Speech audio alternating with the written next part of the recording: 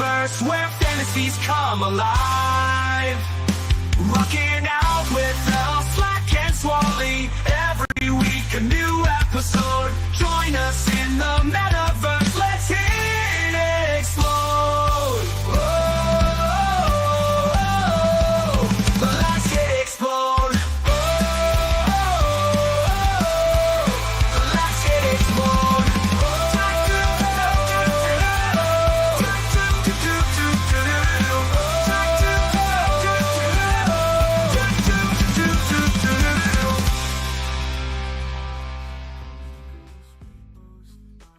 What's up, everybody? It's your boys, and we're back for episode, what is this, 29 of the Neutral Zone. We got Happy MFer in his car, looking fantastic, clear as day for the first time since we've had him join us. Yeah, I'm just gonna do this, man. It's from the car.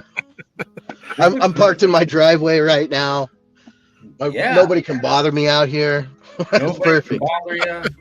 Yeah, you look great. You sound great. Yeah. It's like your own little man cave in there. Yeah, I spend a lot of time in here, as you spend in yours as well. I do. Swarley, how's the weather? How warm is it today? It's warm. It's kind of the exact opposite to what the band's been posting.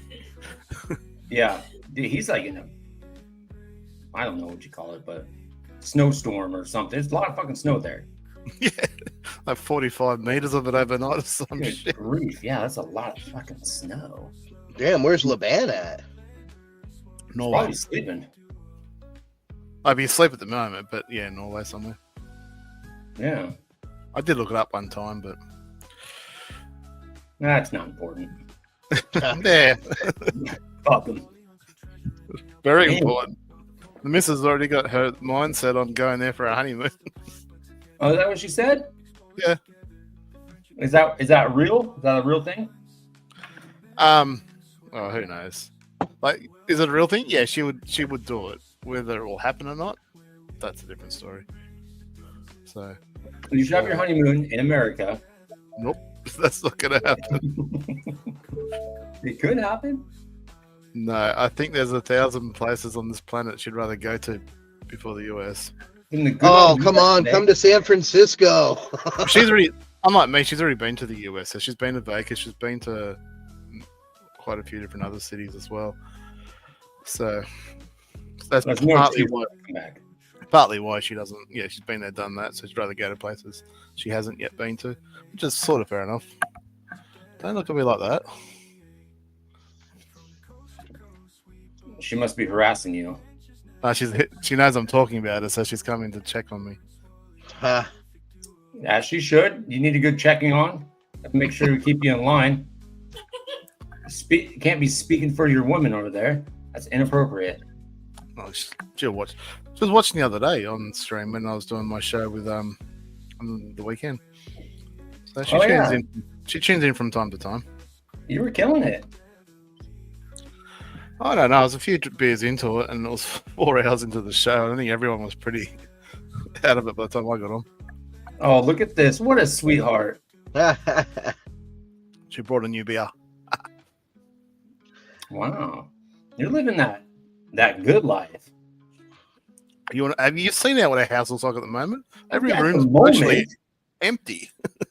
At the moment, but you're coming up into the high rise here soon. You're gonna be living in a lap of luxury. I wouldn't say luxury, but yeah, we're excited for the move. So that's next week. So speaking of this, I definitely won't be around probably for the next 2 weeks. So 100% not next week because we are in the middle of the move, and I doubt we'll be set up pretty much ready to go at that stage from the week after. So we'll have to wait and see, but definitely not next week, and most probably not the week after. You can just do it from your phone, like Happy here. Could. Yeah. On the road, you might even man. be able to get the background in the back. I haven't even fucked with that yet. I don't even have a car to sit in though. How are you getting? You don't to- need a car. We're hiring a small truck to take what we've got left that we haven't sold with us, and then obviously got to return that, and we're selling the car that we have because we won't need it. Living right in the heart of the city. Within So, walking distance to everything you could possibly need and more. pretty much. That sounds beautiful. Yeah, and if we ever want to do something that requires a car, we can always hire one for the day. So yeah, that'd be good. That's true. So Wow. Yeah, You got it all under control. cars Yeah. are an added expense that if you don't have to have them, it's very, very nice. Yeah. Oh, the freedom that comes with having one obviously is good. The fact that you can just jump in it and go wherever you want at any time and not be delayed by somebody else obviously is a great advantage to have. And especially as a young kid, when you first get your license and you get that car, that freedom is just unbelievable. But you know, I'm pushing 50 Yeah. now, so that's 30 years ago that I got my license, 30-ish years ago. So you know that novelty is definitely worn off. So yeah, living in heart. We'll see how we go. So the unit that we're buying doesn't come with a parking space. That was sort of the catalyst to go, oh, we don't need a car. We'll see how we go without one. But you know, if crypto booms in the next 12 months, so who knows? We might move upstairs to a nicer unit that does have an apartment. So we might end up with the car again. So we'll see what happens. Yeah, shit. You might even be able to use the helipad. I don't know. There is one on that building, but Really? But- Upland must have some sort of rules on my building. They've infiltrated IRL. They said no helipads. Actually, I don't know if there is one up there or not. Obviously, I'm never going to have access to it. I know the You'll know very that. top floor is some penthouse that was bought for something stupid millions of dollars by some oil tycoon or something like that, from what I heard. But yeah, something like 30s or 40 millions of dollars. Someone to rub elbows with here soon. Well, hopefully we can get closer to them, but yeah, not all the way up there. Yeah, we'll see about that. Happy, you seen any weird shit in San Francisco recently? Not exactly. Nothing really too weird. Not lately. I haven't even been in San Francisco. I live in San Mateo, which is like further south, and I'm kind of in like suburban kind of area. So I don't have the homeless crazy people around me. Like if I go to my brother's place though, he's in the Sunset District in San Francisco, and you may as well just leave your windows down and just take everything out of your car. Otherwise, you're gonna get fucking robbed, or at the very least, you're gonna have your car windows smashed in. That sounds nice. Oh yeah, Right. yeah, real nice. Didn't San Francisco used to be like a nice city to live in? Long time ago, sure. I think it's kind of always, like, at least for the last 15 years or so, has been pretty bad. And before that it was actually pretty cool. I remember coming here in like 2005, and a buddy of mine had a nice place in the Marina District, which is like really ritzy, kind of upscale part of San Francisco. And that was cool. And San Francisco back then definitely wasn't like it is now. So I mean, it's gone downhill. I think it's coming back a little bit though. Like they're moving the homeless people around a little bit more. So we'll see with the next couple of years what happens. Fair enough. All right, Yeah, so how about you? I say JP's ask a question. So if you've got a question about Sparklet JP, just ask it, and I'll give you my opinion, which is all it's going to be. But Yeah, and you know what those are like. everyone's got one. Yeah. Like assholes, they all stink. I deliberately left that bit out. What are you doing, Swarley? Trying to keep this remotely fucking. Why? Have we even talked about Upland other than like them blocking your building access to the helipad or whatever? Not yet. We'll get there. Did You know anything what- happen? What's happening in Upland? I don't know. Swarley's trying to keep it fucking PG over here for some reason. Like he's the fucking fun police. Someone, no, you've got to have that dynamics. Like someone's got to be sensible and normal on No, the show. you don't. Look, the harder you try to keep it like I know. to I'll regulate work that this out. shit, the more likely I am to whip out my dick or something on camera and get it all kinds of fucked up around here. Okay? Oh man, Nobody wants- yeah. All right, Swarley, you need to start cursing. I Nobody don't want to wants- see El Slack's dick, man. Well, I just figure I've already ruffled enough feathers with Upland and X1 and everybody else. I don't need to try and When do did it. you ruffle any? When? When did you? I'm ruffle? always having an opinion about Upland and how they do things and how they just don't give a shit about Australians or this time zone. That's because they Yeah, don't. but you know what? That's like the whole world, man. I mean, Yeah, so I'm sorry. to talk about something that happened in the last week, and you said you were going to talk about it. So we're talking about that race. Like that's the classic example. So it started at 9 a.m. your time zone and finished Yep. roughly midnight, just after midnight your time zone. So the Europeans got absolutely screwed because it started, late afternoon for them and went right through the night. And for us Australians, it wasn't too bad. I had to get up at 4 a.m. to start it. And it finished about 8 p.m. for me, so it wasn't terrible. But, again, it's just another example of just, pamper to the PT time zone and forget about the rest of the world. So, but you can't, unless you do a 24-hour race, which I really hope they do one day, you can't really make it fair for all three zones because it just doesn't work. Right. I mean, if Upland was based in Australia, we'd be all playing on Australia time. Like the only reason PT time works out so well is because they're based here on the West Coast, Yeah, but my issue with that is fine. Well, yes, they are, but they aren't. I mean, you look at their employee list; it's all over the country, including Australia. Yeah, no, that's true. And they have people in Europe, so I mean, they could definitely cover more time zones. I just think if they're going to plan, like if they're going to expand and the game's going to improve in the future, they need to, especially when on board new players, the Asian time zone that we're in here, that incorporates like India and China and all sort of stuff, is huge.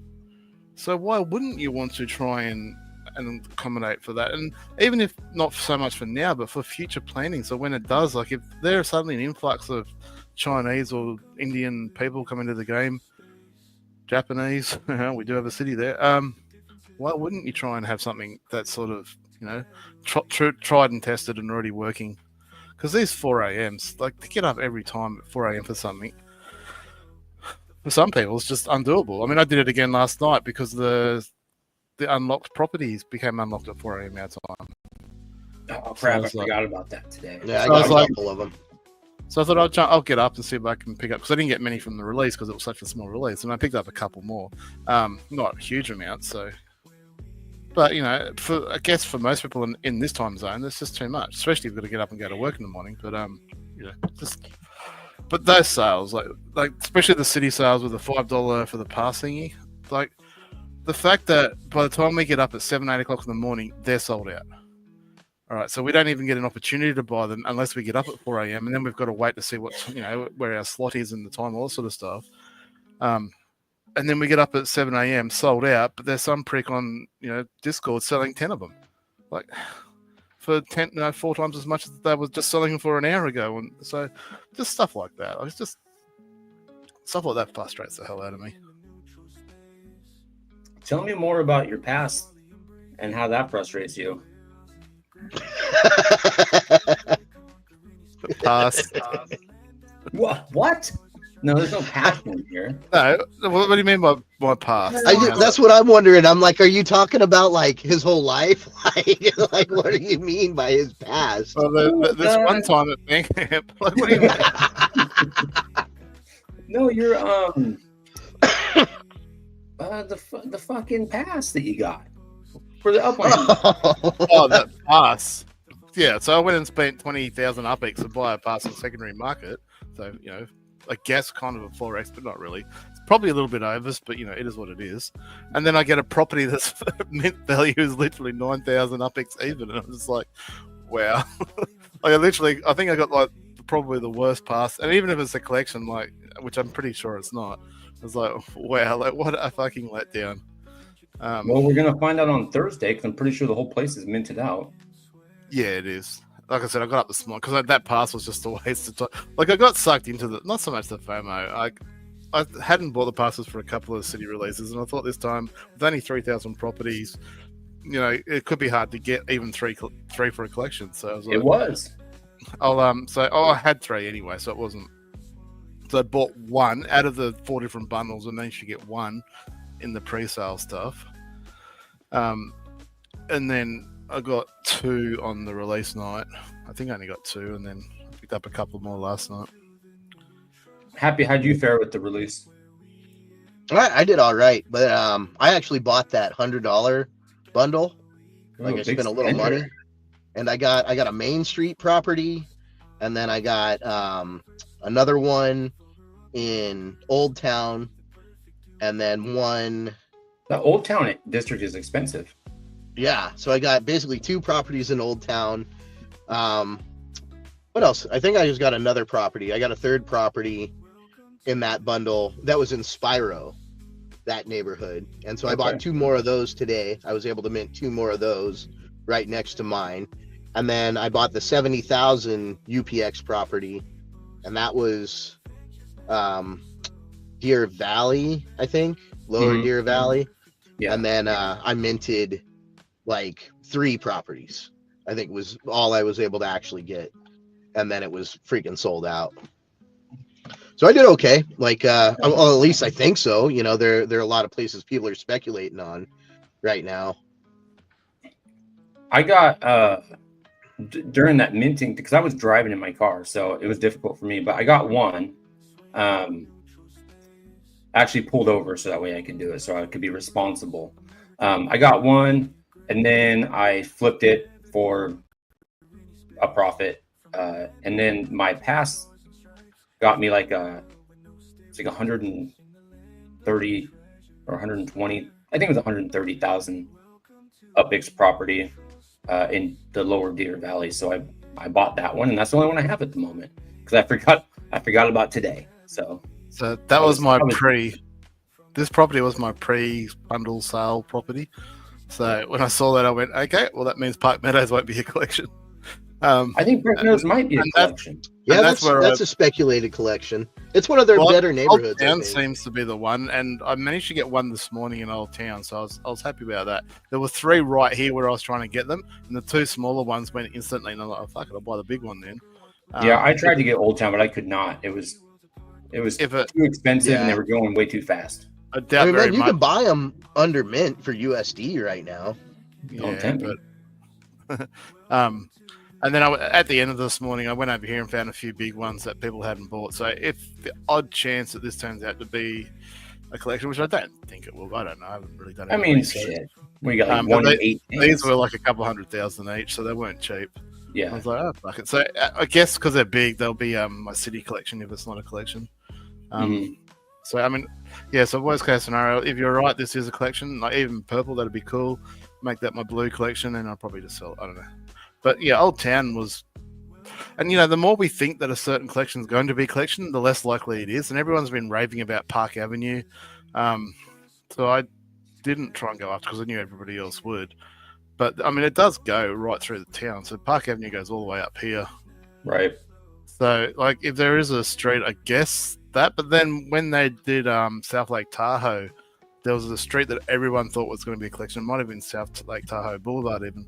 And everyone thought it was a collection. So I jumped on the bandwagon, I minted one straight off the bat. And I think I bought 2 speculation before the collection reveal, and it got burnt. So I was like, yep, I should go back to not speculating because it's never worked well for me. Yeah, I mean, everybody was. What was that one area in Tahoe? It was kind of expensive, and everybody thought it was going to be. That was the water area. Yeah, the water area. It turned out to be a collection, but everyone thought it was going to be like an exclusive collection, and it wasn't even. Was it a collection? You know what I think people fail to realize a lot of times? Yeah, Tahoe Keys. That's not a collection. It's a purple collection. Yeah, it is. But what people fail to realize is the amount of properties in these locations, right? Sometimes it doesn't matter. I don't know, though. You can't have an exclusive collection that's got over 2,000 properties. Like, I just feel like that's not exclusive anymore. Yeah. You know what I'm saying? Like, yeah, when you have, like, the standards or whatever, yeah, sure, you could have thousands of those. But once you start getting into the exclusives and higher, like, you can't be thinking some big neighborhood is going to be an exclusive. You know, I mean, they're typically pretty limited, at least under 1,000, a lot of them. All right, so everybody in our plan is trying to preserve their cars and keep their cars on 0 kilometers. I say, fuck you to that. What's the point of having a car and not driving it? I want to be the first person, and I'm putting the challenge out there now to, you know, the 5 people maybe that are watching. You have 6. Watch your mouth. Yeah, but that includes me. So I I want to be the first person that gets to 1 million kilometers on a car. I hate driving with a passion, but I've just been driving everywhere just for the hell of it. So I'm up to 20,000 already. Good for you. So I'm on my way to 1 million kilometers. So what do I get for that? Nothing. I'm assuming, but I just don't get this mentality of I've got 0 kilometers on my car. I'm not going to drive. Like, it's a digital fucking car. Like, it's not like a real world car that, after it's done 100,000 kilometers or 200,000 kilometers, it's dead. Like, it's a digital car. It's exactly the same now as it will be in 3 years' time. What if they do make it break down though, Swarley? What if? Guess what? Yeah, They'll what if bring they out start parts adding that that in fixes there? it, and then it'll be back to brand new again. Like, and Yeah, Fair I guess. I mean, unless they have it like it just kind of like craps out over time, like the performance starts to dwindle. Yeah. yeah, so That'd be the only way you could do it to where it would actually be like mean anything. and then it'll become an antique in a museum or something. Yeah, It's right. done- People. First car in Upland to make 1 million kilometers. That's basically what I'm trying to achieve. Well, Whether I do it or that's not. more impressive than 0. Yeah. That's the meta. Everyone's got The meta every drive. piece of the car is doing 0. That's what I'm saying. So everybody else is going to have 0. I'm going to have a car that's on, 100 million. Sorry, 1 million kilometers. 100 million. That'll take me 3 decades. I don't know how long it's going to take. Drive me around to the do it. country Mind like you, fucking it's only 30 been a million week. times. I've done 20,000 in a week, so I don't know how long it's going to take. It may take a while. So, But I'm and proud of because you. I'm because I happy that you're going for this mission for no I don't reason. treasure hunt anymore, I don't really care about my Block Explorer being tied up like with driving. Like the other day, the Upland was stuck for a fucking full day, which was annoying. And I just happened to be in my least favorite town. Oh yeah. I don't even know where it is. Cortez, somewhere up here somewhere. And because I was in Cortez, I couldn't go anywhere. I couldn't do anything. Like yeah, you can swap your car to move your car if it's stuck somewhere. But if you did that, then your Block Explorer is stuck where it is. So there's no way of traveling out because your car's gone. So for 24 hours, I was just stuck in Cortez. So I was like, Uplander, you're just doing this to me on purpose. I'm sure of it. Oh, I think that's a good hashtag for today. Is hashtag Cortez. Yeah, Cortez. we I don't think we've told the story of Cortez, have we? All right, let's go. Let's rehash the race. We were talking about the race. All right, hold on. Everybody, hashtag Cortez. Like this? Is it like this? Is this? Look in the chat. Is that right? Is that All how right, you so spell what? it? Is that how you spell the city of Cortez? I think I'm sorry. I'm trying to find the release details of this race. You're breaking my balls here, man. Fuck it. That's how I'm going to spell it. So hashtag Cortez. Cortez. Yeah, that's right. Got it. That's exactly how it sounds. To get All right. entered into a drawing. for X1 tonight. did say the team are looking for feedback and whatnot in relation to the race. Now we can sit here and whinge about the leaderboard being an absolute waste of time. So everybody knows that. We'll move on. We won't mention that again. But in terms of the actual race, so I'm not an American. I've never been to America. I don't know the American layout that well. So my 2 things I'd like to see change. The first one being, why can't we have little lightning rods on the map? So on this map here, like this, where the charging stations are, so I can visually, as a Well, person that's wouldn't that not be great? familiar, so we can actually see when we're driving. Okay, there's a lightning rod here, which is that's Albuquerque. Sweet, I can travel from Lubbock to Albuquerque. So having something like this on that map would be my first thing. So for people that aren't familiar with the city, and there's 2 of us that made the same error, which cost us the race, and Danny P2000, who I think was first or second at the time, and I was third at the time, made the same error where we went to the wrong location because of this. What I'm saying, and it's not that. I mean, Where should you have gone? Where was the All right right. location?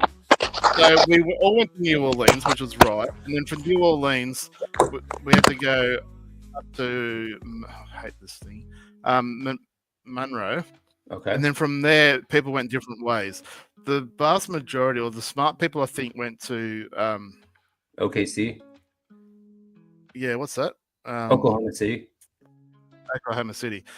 So, but it didn't really matter. The actual smart money was to go to Dallas. I've debrief myself on this. The actual smart money was to go to Dallas and then go to Amarillo. They went to OKC and then to Amarillo and then up to Cortez.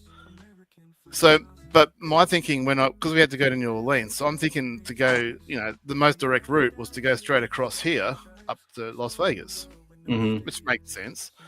So I'm looking, and this is the one that really got me. So during the race, I'm looking at this going, okay, Santa Fe is down here, but because you can't see the charging stations on here, I could see Santa Fe here, but how often do you guys have a city and a town and whatever with the same name?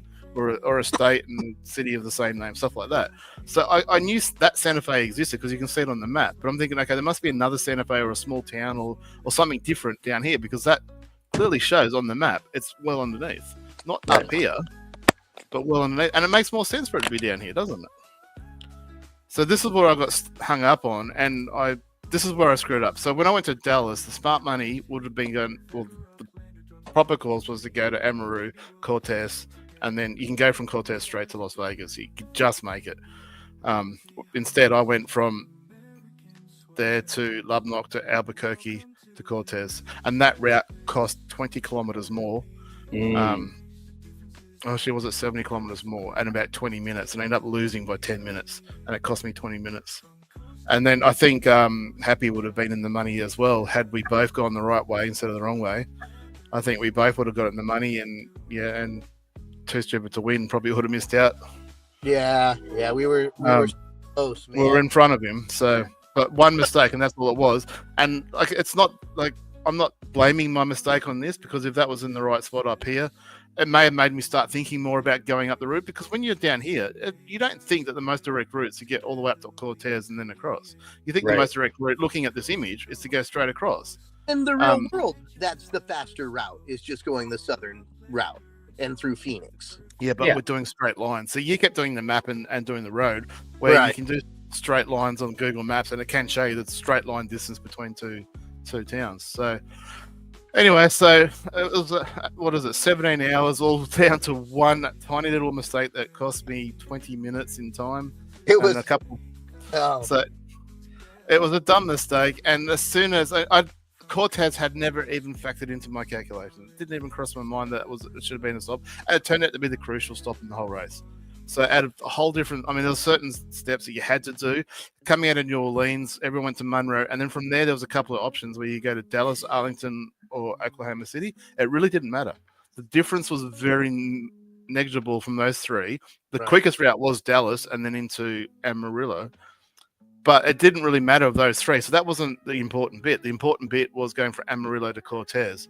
And anyone that didn't go from any of those three spots to Amarillo lost the race. So you couldn't get directly to Las Vegas from Albuquerque. You could only get there from Cortez. It was just outside the range. So yeah. So the cars ranges. Everyone had an S2R that was in the race. There were other people without the S2R, but they were never going to win the race. But if you had the S2R, your range, I calculated it was 686 kilometers. And lost from Albuquerque to Dallas, I'm pretty sure it was like 720, 730, something like that. Sorry, Albuquerque to Las Vegas. It was just over, so it's just outside the range. There are some cars that had longer range. I think I was talking to a bloke who had the European S1E. I can't remember what the name of the car was. It had a longer range, but its charge time was 5 times slower than all the other cars. So it could go further on one tank, but it took 5 times longer to charge. He finished the race like 6 hours behind everybody else. So good on him for pushing through. And that's the thing. And it's so disappointing that so many people did finish the race, and yet nobody, only the top 5 who get really cool prizes, get the badge as well. To finish the race, it's not a participation award. Participation award was those that went to Bermuda. That's a participation award badge. To finish the race, 19, some people more than 19 hours. To finish that race was a Herculean effort, and to get nothing for it. Yeah, that's disappointing. Not even a badge is, I think, poor form. I honestly think it's poor form. Yeah, I agree. And we said that last week before the race went. So even before I knew that I finished in 7th spot. Well, technically, I should have finished in 7th spot. So this is the final leaderboard. So well done to the 5 that won. Ram and KA, he actually tried to buy my car off me right before the race. He obviously picked up one from somewhere else. So good on these guys for winning. Again, everybody did a fantastic job. Anyone that finished the race did a fantastic job. So I finished just ahead of Danny P. For some reason, I don't know why, I must have been disqualified because here I am down here. So it shows that I arrived in, so up here it says, arrived in Vegas. So it shows that I arrived in Vegas at the time, but did complete. I'm like, nope. So I must have, I don't know, pissed somebody off. I don't know. So if they did give out participation badges for completing, I've obviously missed out because I got, and I'm not the only one. There's plenty of people that finished that got punted. I don't know what's going on. But again, we get nothing, so I'm not going to jump up and down about it. But it was just weird that you get so many people that have finished. So you look at my time, so 59:54. So it's right before Danny P. There. Sorry, this one here. So 59:54. So I was like 50 odd seconds behind Aka Proppy, and well ahead of Danny P. Wow. So I should have finished in 7th spot. For 17 hours of fucking racing, starting at 4 a.m. It's actually surprisingly a lot of fun, and I really do hope that Upland do it again. So Yeah, I think it's a cool idea. And should they do, because I mean X1 kept talking about making it more of a treasure hunt type thing. I don't know exactly what you can do, because the idea of having to go to New Orleans or Nashville and buy a property, like it takes you 40 minutes to 20 to 40 minutes depending on how far you want to go to charge your vehicle anyway. So to go and buy something wasn't really a challenge. You had at least 20 minutes to go buy something.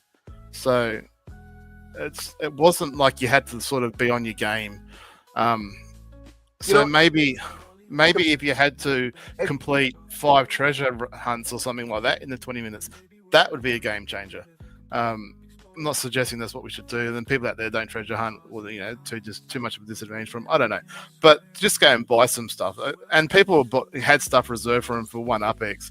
Like, come on, like seriously, like the treasure hunt should have been. It should have been announced like on the way to that location, sort of thing. Yeah. So you can't sort of predetermine it or whatever. I don't know, but make sure that there was plenty of them available that other people, you didn't get ripped off. Also, I don't know. There is a lot of room for improvement, but a 24-hour, I'm calling for it now, a 24-hour race. I will commit to LSlack to do a 24-hour stream if they're bringing in a 24-hour race. Otherwise, go get fun. Yeah, a lot of people are saying the planes. Can we have a around the world plane race? I think we need more people with planes first before we do that, and probably more plane stops around the world. Let's do some boats. Yeah. Let's boat around the world. Well, we don't have boats yet. That's a slight problem. We should. Let's get some boats, bro. So I did say there's 2 things I'd like to see change. So one was that map. So I showed that, and wanting the little charging spots on the Upland map, I think would be a huge help. And Upland, you need to have a charging station. I tried to drive from New York down to Miami, and to do that, I actually had to drive. To do that legally, you have to drive all the way across here first, and then come down this way, which is ridiculous. So you just needed to put a charging station somewhere up here so you could actually drive down to Miami. So I did try to do it properly, but I ended up just swapping it because I'd already driven to Washington and then I had to go backwards, and I was like, no. Yeah, that you were telling me about that. That sounds like super ridiculous. Well, they've got a charging station here at Jacksonville, and there's another one there's another one up here at Montgomery, yeah. So they just needed to have somewhere in halfway. And I think you get away with just one halfway in between Washington and Montgomery, like somewhere in this Carolina sort of area, or Charlotte, sorry. I think if you had one in Charlotte, I think you could get to there just fine, and only just one. But yeah, I mean, we've seen now, like with Tokyo, we've seen how quickly they can do this. So zoom into Tokyo and look at this little eyes on the map. So clearly they're the 3 winners from the competition, but maybe we can go over that a bit later. So they can easily do it. So yeah, chuck some little lightning bolts on the map. We could have a 24-hour race that starts up here and finishes down here or something. I don't know how long that drive would be, but I mean we know it's possible because Shaq did it. Yeah. So yeah. That anymore? Like I think. But if they put charging stations and stuff, look, they really do need to. If you start a drive, they really do need to cancel the drive option. That to me just blows my mind. That you start an hour and a half drive, and you can't cancel it. Like, surely you can, like, up until the halfway point, surely you can hit return to base type fucking option or something like that. But What were you saying? Happy? From your house, you're 3 hours from your house, you know, and you got to drive back home. No, but like when you're driving across the country or something, so they're only an hour and a half. About an hour and a half is your maximum drive with a full charge. But once you hit start, you can't cancel it. So like Shaq found out when she did the cross, 24-hour drive. So I'd like to see that, being able to cancel a drive, something like that, if you need to. But that's not part of the race. That would be really beneficial because it's just, even if you start your thing in like a real life scenario, be like, oh crap, I forgot my cell phone or my wallet or something. I gotta turn around. I'm gonna go back and grab it. At very least, there should be a return button. So if you're less than halfway to your destination, you should better return. Once you get past the halfway point, you may not have the charge to turn around and go back. So therefore, you'd have to finish the journey. That makes sense. But again, that's probably programming and Upland, very low on their priority. But anyway, so I did say there's two things I'd like to see change. One was the lightning bolts on the map, so you know where the charging stations are. So you can visually look at this and go, right, if I go boing, boing, boing, because obviously you can go to the cities where they already exist, but I'm trying to find Santa Fe. So like I said, I know it's up here, but I was looking for another one down here, like a charging station down here, so I could go straight across to Vegas. No doubt. And as a result of that, and I was Googling, I ended up working out by looking up the Upland Bureau account that it didn't exist, because I went and saw all their properties, and that's what I ended up resorting to try and figure it out. And then that's when I got onto Happy and said, is this just a mistake on the map? And he goes, yeah, it is. I'm like, fuck, I wish I knew that an hour ago. It seems like a silly mistake to make too. Like there's no need for that. But like, had I known that there wasn't a charging station down here, I may have been considering higher routes to begin with. And that's the point I'm trying to make. Whilst I'm not blaming that for not winning the race, I think it contributed to the fact that I didn't consider Cortez as a possible route, because to me, people that went Nashville, when you came up here, you had to go left, come down to New Orleans, or you had to go right and go up to Nashville. So people that went up to Nashville, I'm thinking Cortez was part of their route, where we're going down the bottom way. So that was my thinking, and obviously I was wrong, but live and learn. Again, for something else, say suck it. I had never even heard of Cortez. Like I live here.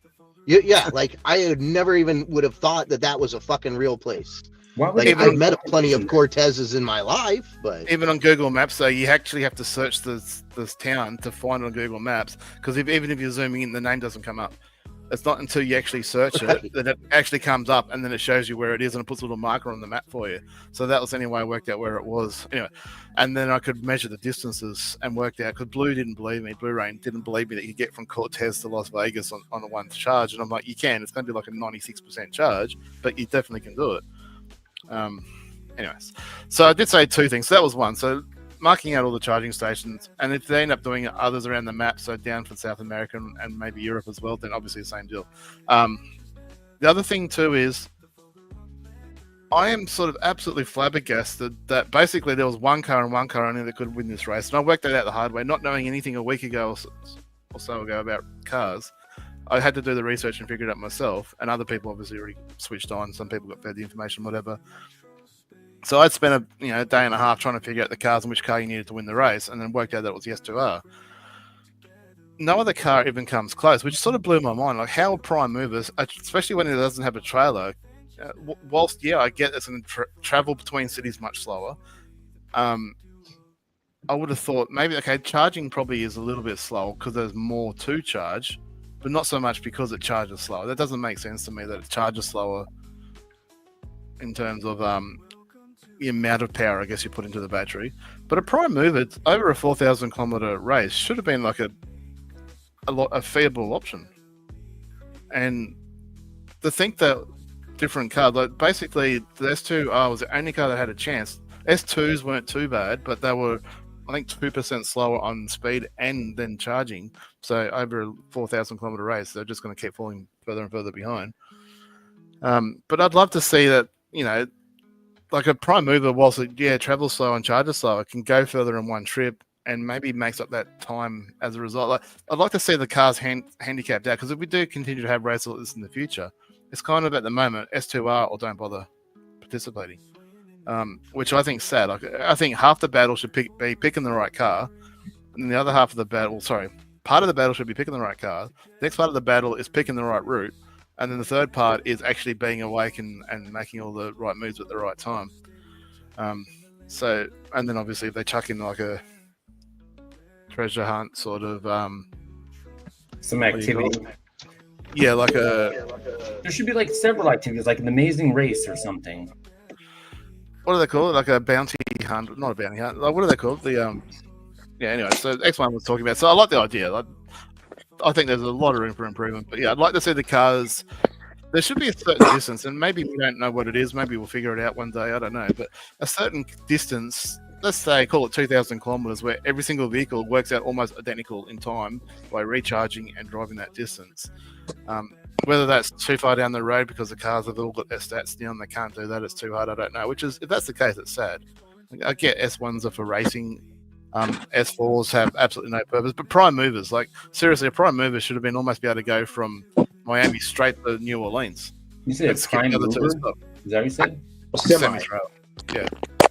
Oh, got it. Given that they can drive across water, they should have been almost be able to go straight because of their much longer range. Should have been able to go almost straight from Miami to there, and then you know what I mean, like, and maybe do 3 stops instead of 9 stops like we had to. Obviously, charging is a lot slower, but what they lose in distance and speed, they make up by going that distance. Anyway, that's just food for thought. They're my 2 thoughts about the race, but overall, 2 thoughts. Feel like you wrote a damn novel about the fucking thing. I think the leaderboard could have been a lot better. I said I wasn't going to dwell on that because Upland leaderboards, you know. Okay. Do we need to go on it anyway? I mean, I guess, but it could have. It was like there was no direction at all. No, it was a fucking shit show. Look, I felt really bad for Blue Rain because like you couldn't even figure it out. Like you could think you had it, and then you had no. Yeah. We're way off. Well, Blue Rain looked at the leaderboard at one point, and she happened to be the last person before they posted the leaderboard to do the send from one location to the next, and therefore because she was the last person to make that action, she was the top of the list, so she thought she was first, and she got all excited going, oh, you know, I had a bad start, but I'm now in first place, I'm doing really well.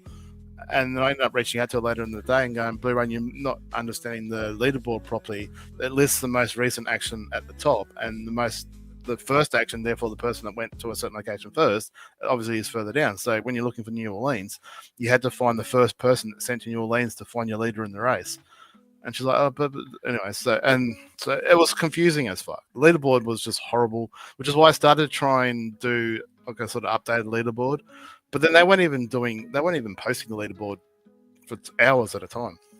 It would have been cool if you should have registered for it, and then they gave like, I don't know, like they show your blocky score, like even like a little tiny version, and just show you racing along for, you know, even 10-minute or 15 minutes sort of every. Yeah, again, I guess that's probably programming that they just don't have.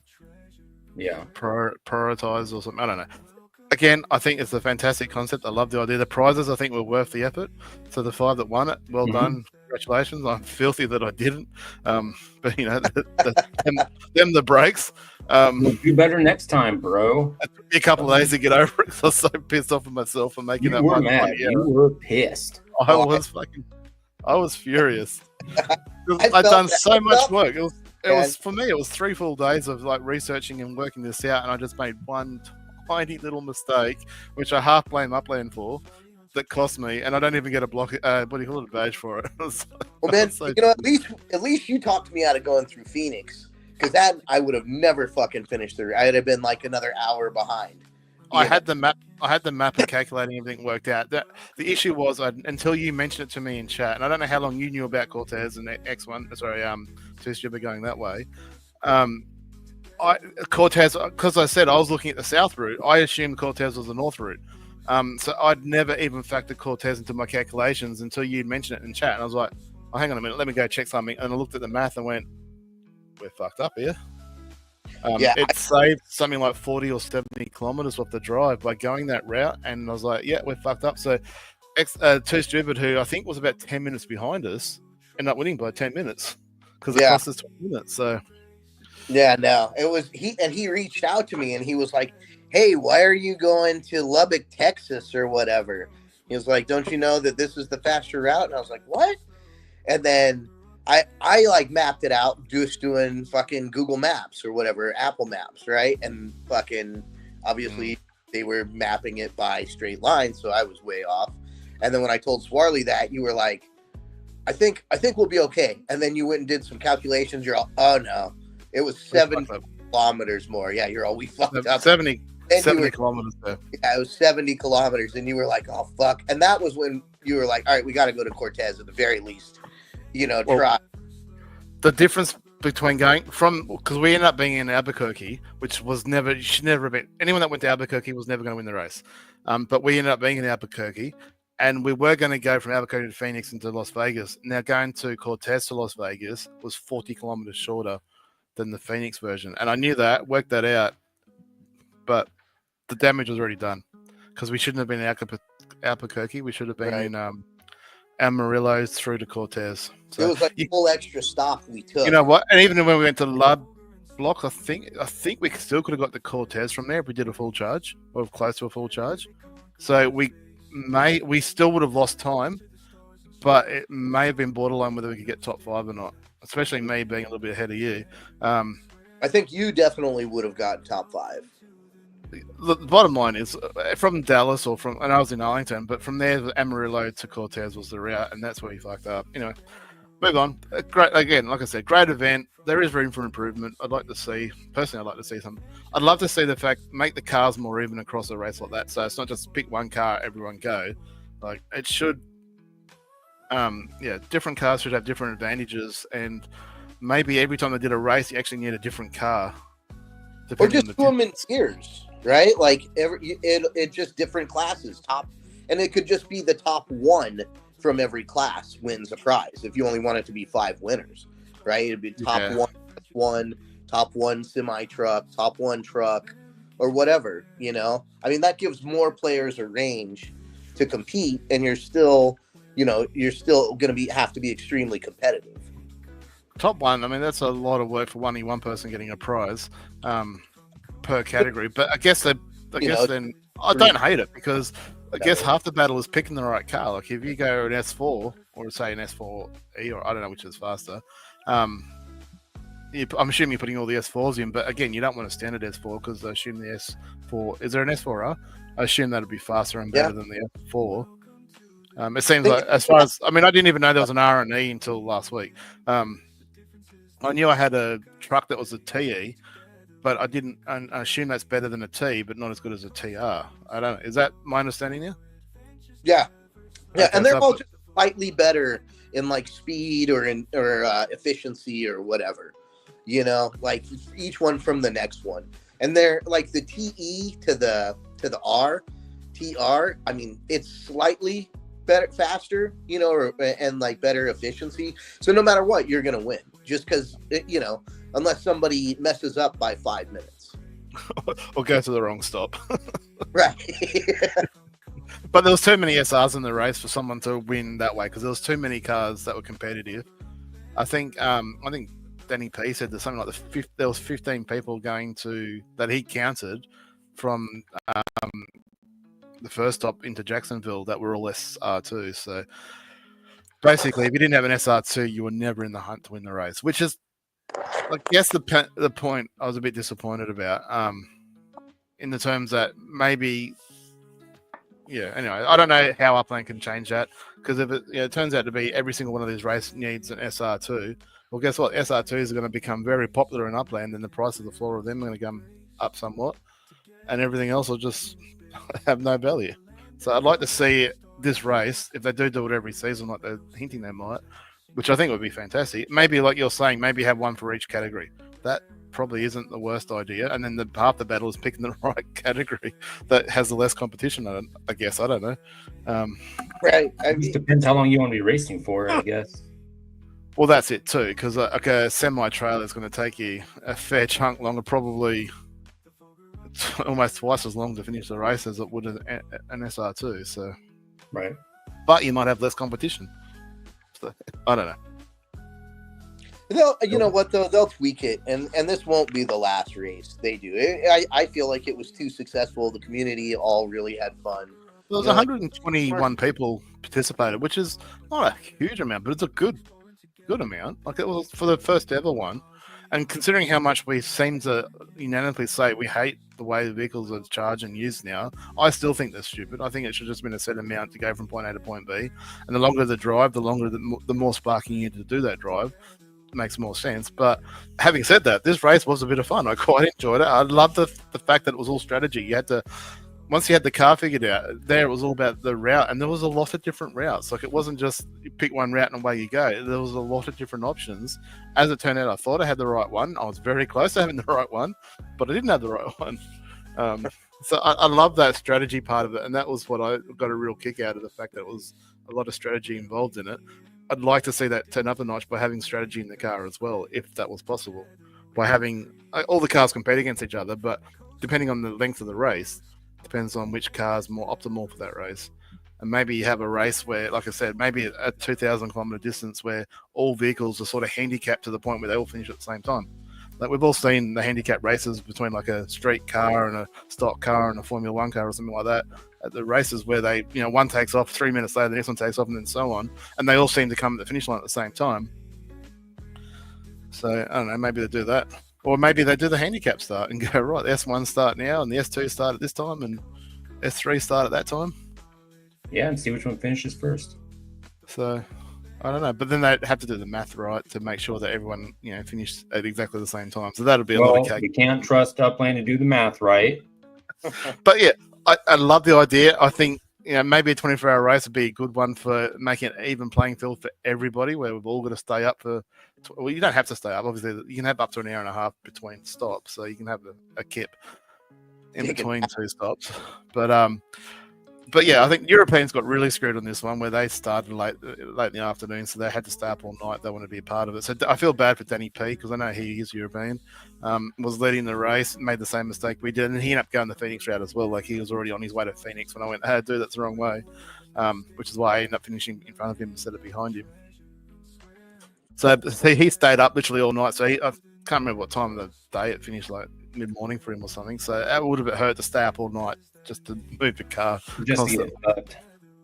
When you guys on the East Coast, the East Coast, I guess, finished at like 3 a.m, so that hurt for them. The West Coast, you could have finished about midnight.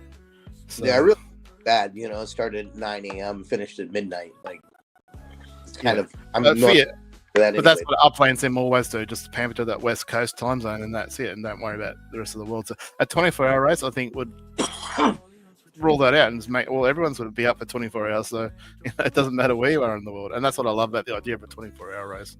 Whether they ever do it, I doubt it, but Upland, hey, don't put doubt it on. I mean, shit, this one only took 13 hours. 7 hours. I mean, all you gotta do is go from one side of the United States and then back again. Oh, you could do a loop. Basically 24 hours.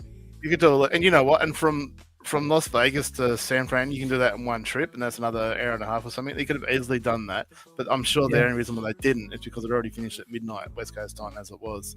So right.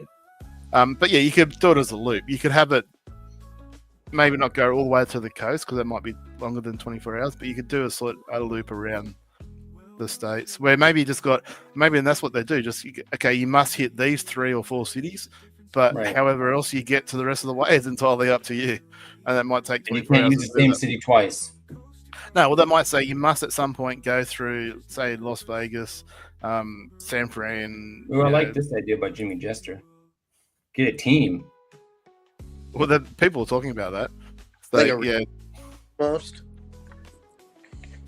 You're better in the car. You weren't breaking up in the car. Yeah, what the fuck, man? What? Get back in your car. Yeah, you know what? I probably should. Yeah, get back in your car where you belong. Don't go back inside your house. You're fucking everything up in the house. I'm just worried that I'm going to drain my car battery. No, you're right. Stay there, mate. It's all good. Fine, it's a fucking new car. I like the idea of like a teams event as a different event. That's got some merit to it. Just leave it running, Happy. What's wrong with you? I got neighbors. What are you honking your horn while you're driving? Like, what's going on here? Here, I'm back in the car. Is this better? That is so much better. It must have better reception there. I like the idea of like a teams event, but to me, a teams event needs to be maybe almost longer than 24 hours. Yeah. Because they have the 24-hour races in real life, but that's obviously very physical and demanding on the body. Where this is literally click a few buttons, do fuck all for an hour and a half. So if that's assuming you've done all the pre-planning and all this sort of stuff beforehand, so you know where you're going, what you're doing.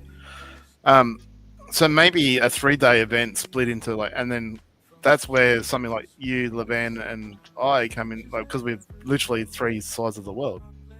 Yeah, We they'd be could perfect. actually have shifts and then take the same car or a car. Again, I assume we'd have to have the same car each as well to do that. But yeah, I like the idea. It'd be a lot harder to get off and running and organised, and then you may end up with just like 6 or 8 teams as opposed to 100 people. Yeah. There's a lot of ways they could tweak it. Oh, I forgot to burn some assets, so I'm currently working on finding some NFLPA legits to burn. too late. Oh Snapshot. yeah. I And got the to snapshot happened this morning at 9 a.m. Well, I got to already prepare happened. for the next one at the end. I fucked it up. Fair enough. You did, and the band even gave you a warning. I know, he told me, he's like, you better get this done before the 30th. And I was like, We got- yeah, I will. And then I They haven't closed out the thing for the collectors, right? Like I bought all of those freaking collector passes. Oh no, that's not. Yeah, I think that ends on the 1st or something. I don't know. I I never, don't- even, Okay, different thing. I never even looked at it. I was like, I'm not buying. Yeah, I did- I just paid off a bunch of credit cards and put myself ahead on my mortgage, so I mean, felt we did like have I the- could treat myself a little bit. To all We kinds did of have a, bullshit Upland stuff. Question about Sparklet at the start. So I did buy Sparklet from Upland just a few days ago. Finally, the price that Upland was selling it at was actually better than the market price from BitGet. So I was like, okay, well, here's the time. So I actually bought 2 bundles. So I will qualify for, and to do that Christmas bundle, whatever it's called, the bonus Apex, no, what is it? The bonus, what's it called? Big Bash or Was it Yeah, their I don't know. Santa Bash or something like that, whatever it was called. Yeah. So yeah, that sounds spend right. USD. So if you were any way to spend USD to get some Sparklet, it was a waste of time. You should not have ever been doing that. If you were already going to spend USD, such as a city pass or to buy a property or something like that, it was already on your cards and you're definitely going to do it, you just hadn't done it yet, well then yeah, you should have done it during this time period. So then you get a tiny bit of Sparklet for your efforts. And when I say a tiny bit of Sparklet, like it only takes 500 players to reach 1,000 each, and you're getting one Sparklet, one spark or 1,000 Sparklet each. Which Right. these days, 1,000 Sparklet isn't much. So 500 players all sort of maxing out, which I didn't. I only got, I spent about $700 in the end. But 500 players maxing out to get one Sparklet, like for $1,000 spent, not worth it. But like I said, Do you you better think off that go many- buy. Do you think that many players actually spent $1,000 though? Like I don't see $1,000 people probably spending not. a whole lot of money in Upland. Like you could do it easily, sure. I just don't Well, how think that there's that alright. many people out there that are doing it. How many terminals just got sold? Well, I know I bought one, so you know. Yeah, but like You're- just from the city. You're release. halfway there. Oh yeah, I guess that right there. So If you bought I one mean, of the there's main terminals, you automatically there's are over 1,500, 1,000. yeah, and then And there's there's 500 like 10 each for the people other at ones. least. Happy, why are you so Well- quiet all of a sudden? Am I quiet? Yeah, now No, you're he's- quiet. Hold on. Don't give him. Everything was He's looking giving you good, shit. and now You're you're quiet. Hold on. You're fine. Now you're silent. He's Can you hear me? leave me Oh, alone. that's good. All right. I had to get on the Bluetooth in the car. Oh yeah, classic mistake. Yeah, you know how that goes. This like as soon as you get in the car now, it connects to Yeah. Bluetooth. Sounds much better. Crap, I can't. Well, yeah, I remember guess you're what- right. that many people did just buy terminals and everything like that and spent over $1,000. So I guess when it comes to that kind of shit, people do spend money left and right, which kind of blows my Everything's on mind. the blockchain. I mean, most things are on the blockchain, so you probably, if you really wanted to, you could figure it out. But looking at the leaderboard, 2,356 people have done a form of USD purchase during the time period. So, and have qualified for some part of this Spark drop. So, are you going to get? There's no way in hell you're going to get more than 1,000 Spark. That's basically what I'm trying to say. Is I think chances of even the people that get the max are not still going to get 1,000. So I was disappointed with that announcement, and I mean, it was just another cash grab from Upland, is the way I viewed it. Yeah, I mean, definitely is, but at the same time, like you're saying, if you're going to be spending the money anyways, it's just a nice little bonus. You know, I mean, a lot of people were going to spend the money anyways. A lot of people were going to buy those terminals. Well, no I was going to matter buy what, Sparklet. I was going to buy Sparklet anyway, so I just bought it from Upland instead of the exchange. That was the only difference. And then it gives you a return on your investment. And I might get an extra 500 Sparklet for it. I mean, I bought 18,000 Sparklet, but I might get an extra 500 for it. Hey man, every little bit counts. When that Sparklet hits $20 a Sparklet, man, we're going to be rolling in it. $20. Yeah, shit, man. If you're holding out for $20, good on you. I mean, that'll be a miracle if we ever see $20 Sparklet. Put it this way: if we say $20 though. Sparklet, I'll be kicking my ass because I'll be like, "What the fuck, Swally? Why'd you sell it $3?" Fucking idiot. But mind you, I'll also be living in my upstairs unit in the HAB section of my building, so I won't be giving too much of a fuck. I'll bring my helicopter Yeah. all the way to Australia and I'll land on your helipad.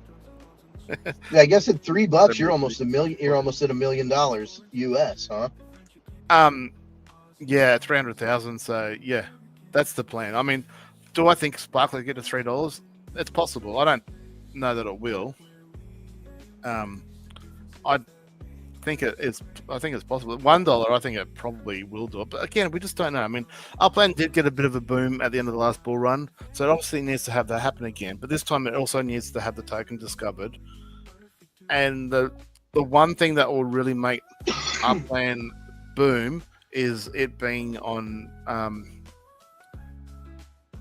what do you call it?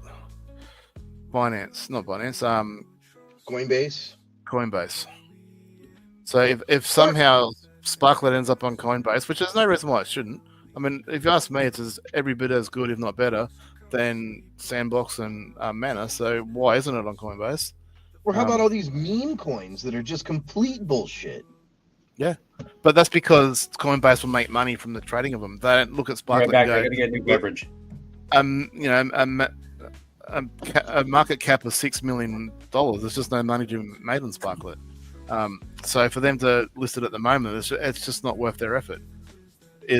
Right. Well, and at that point, so they don't even know, if it's worth anything. And like you're saying, they don't see movement where they're going to make fees from trading. So it'll take a lot of negotiation, I assume, from Upland, and no doubt Upland have tried to reach out to them because that'd be the one to get. Would be Coinbase, given that. Yeah, well, they're in the same city. Coinbase is right here in San Francisco, in the Bay Area. So as we keep saying, the other problem there too, Jimmy, is that there is 1 billion Sparklet, but Upland own 80% of that. In crypto world, that's a big no-no.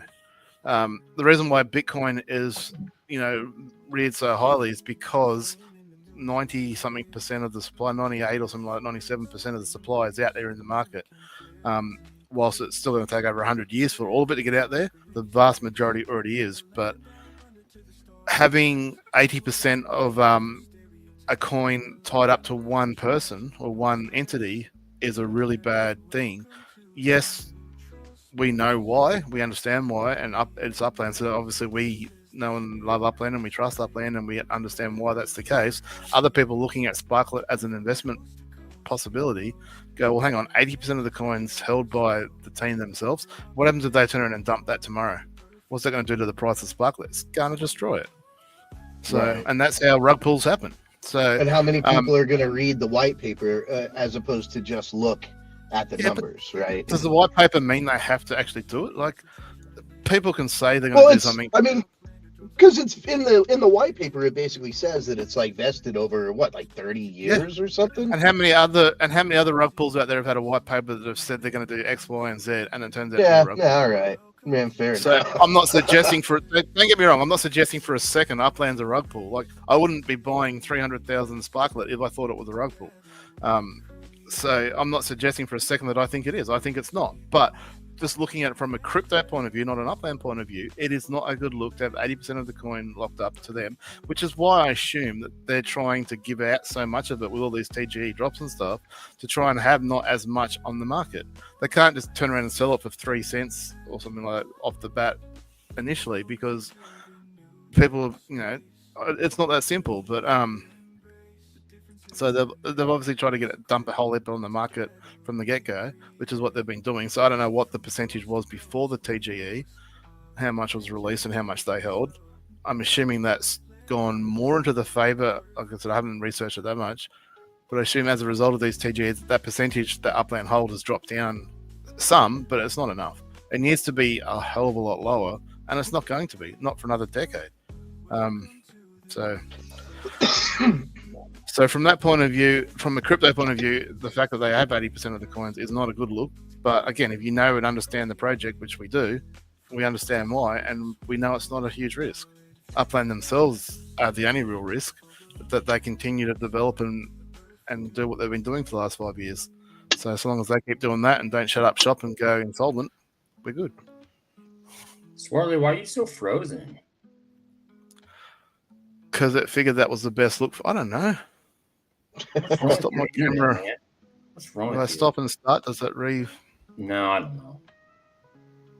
I just want to It's see just all your movement and your facial features and all the glory that is the Swarley man, but I can't when you're all glitched out. I want to hear happy. That's why I forced him to be back in his car. I want to see your fucking face and all your silly mannerisms, but I can't when you're all glitched out. So I need you guys to succumb to my will and do whatever I want when I want it.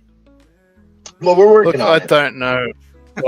I don't know why. I mean, I have been doing a lot of UGC the last couple of days. I haven't rebooted my computer, so maybe my computer's just a bit Oh my tired. god! Probably Turn gonna off use a your restart. fucking 3D. I'm not going to things. now. Like, my sound's fine. Yeah, everything's fine. Your So- sound's good. I'm just giving you a hard time. Anyway, so all right, we talked about the race. We talked about Sparklet. I don't, unless we've got any specific questions about Sparklet, I don't think we need to dwell on that anymore. What about this celebrate the new year with Upland 2025 Block Explorer Sweetener sale? Have you guys looked at that? Yeah, I registered. Yeah. I don't, that one I'm not sure if I'm gonna partake or not. You can typically just buy the fucking Block Explorers for cheaper on the secondary market. Yeah, because you're not getting that. Probably not anymore. Not anymore. Not I don't now, think now now. they're worth them. I mean, everything comes with this. Add to your fucking overall score of the collector score or whatever it is, which we still haven't seen the leaderboard for. Surprise, surprise. Upland and leaderboards. I don't know what it is. Yeah, where the fuck is that It's leaderboard? not- I want to see get a- that. I've seen players with the collector badge though. Like Dizzy do you mean? Deesky has a collector's badge. Oh, there's lots. If you actually look up how many, and you go to Upland info, my Upland info, the Billerman's website anyway. There's a page on there that can look at all the different My badges. who Upland won. info. Is that what it is? Yeah, so he's got a page there that can look at all the different badges that are. There's hundreds of them. There's like TML apparently has the most in Upland that most of us know about with 20 something, but there's literally a couple of hundred, maybe upwards of 300 badges that you could actually get in Upland. We could have got at some point in Upland. Let's look. And a lot of those are very, very rare badges. And I mean, there's broadcast badges. I mean, they're Is rare this, because they is just this the don't. one? Yeah. So there's a page in there that shows badges. I assume you have to log in. I think you gotta register. Don't make me do that. General. Hang on, maybe I can.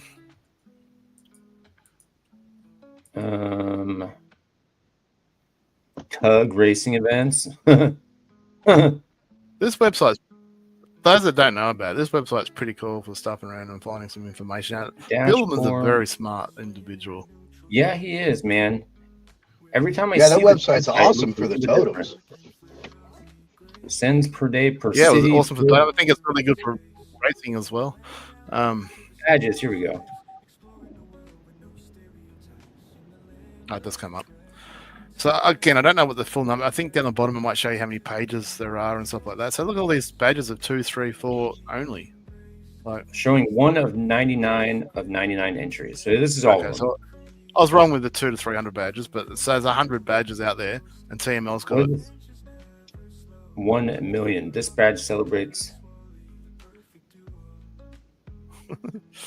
in player earnings. Okay. There's 2 people with this badge. That's got to be guess like I- an early days badge. I guess, I mean, there's a lot of Yeah. people out there now that earn more than, I assume, a million a month, and there's a lot of people out there that earn that now. I mean, there's a stack of people, so There's only 1,107 people went to Bermuda. that's still a lot. So that badge is going to be That worth is nothing. a lot. Yeah. Big Fish. Let's see here. 2007 for the Blossom Season 24. That's how many people bought that badge? Well, I guess that's how many people burned the badge. Or No, you burned, only got- burned the you only house. Oh, you got to burn it, yeah. Only 31 people got the Blossom 24 Ornament Challenge. I'm one of those 31, so that should be valuable.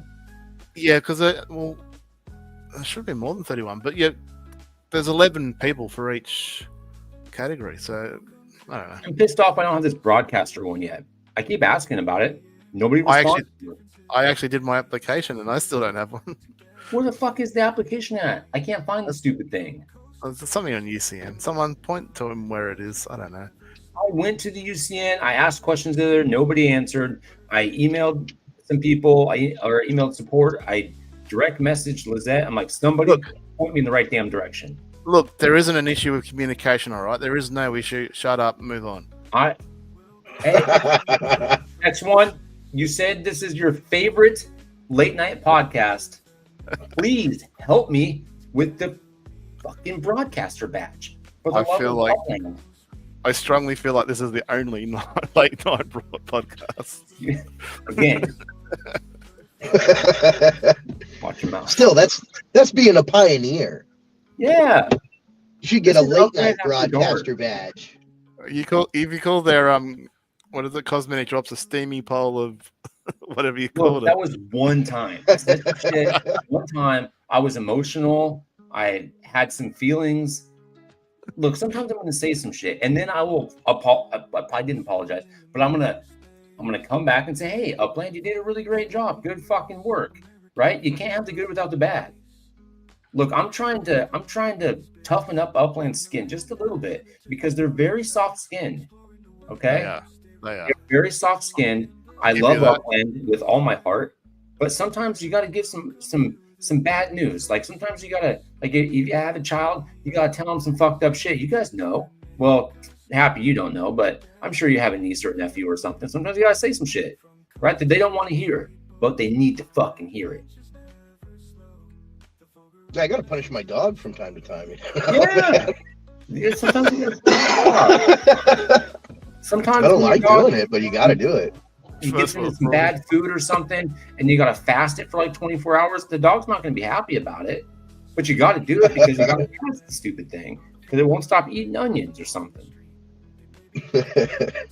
Exactly, man. Yeah, fucking dogs, man. They're stupid. Sometimes Upland does dumb shit. And you got to let them know. Oh, hang on. But they need to stop being fucking pussies about it and just accept it. Sometimes they do dumb shit. Sometimes people got to say some stuff and vent. That doesn't mean we don't love you any less. It just means we're frustrated. We're disappointed. And we just want you to do better, Upland. But we're still here. I You know, just I set my figured car out in- how to not be frustrated with Upland anymore. Oh, please tell. The fuck, Gary? I Oh, have listen. decided to just take it purely as a game. Like I am putting out of my mind that Upland is an investment of any type. It is just a game. And I'm willing to put money into a game that I will never get back. Like Mm. that's where I'm at, you know, because like recently I've been playing this other stupid little game that's like a app-based game, not crypto related, nothing. What's it called? And it's called Last War. It's Okay. fucking it's like one of those tower building games where you got to build up all the resources and then you build up all your little characters and you battle people. And I've been spending, like $25 a week in that game. And I was like, well, you know what? That's really not that much different. And I'll never ever there's no chance of getting that money back, And so I just decided I'm just going to think of Upland as the same way, and sometimes I may be willing to spend $500 to $1,000 that I know I will never get back just because, I want to have something in Upland.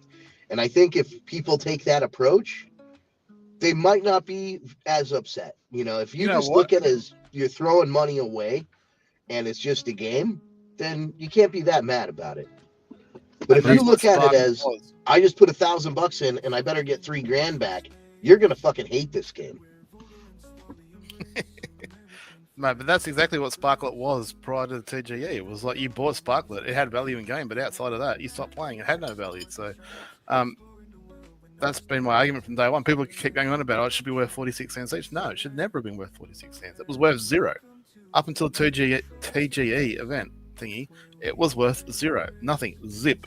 Zero. Like Zero. I don't know how to, right. You couldn't sell it. You were stuck with it.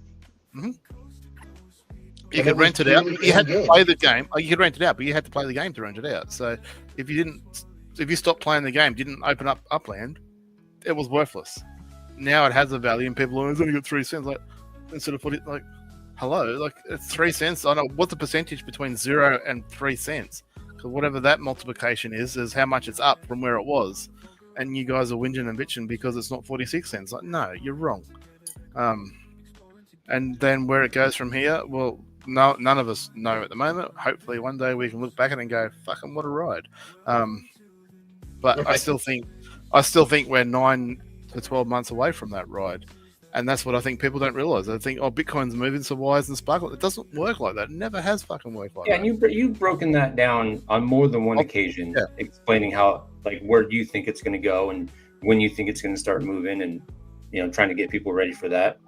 Even the number one coin in the last bull run, the number one gaming coin in the last bull run, Axie Infinity, still didn't see its peak until 424 days or something after Bitcoin, roughly, depending on where you want to start the bull run from, started. So shortly after the COVID crash.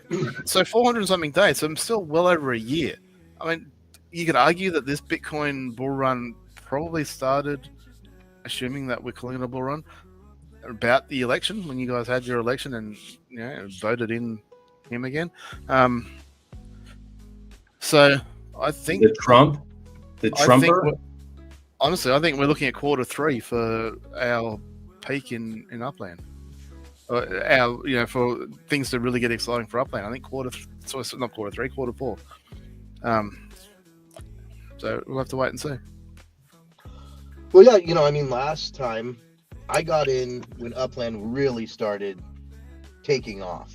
Like I got in, May of 2021, and like really, back then it was like there was a handful of cities.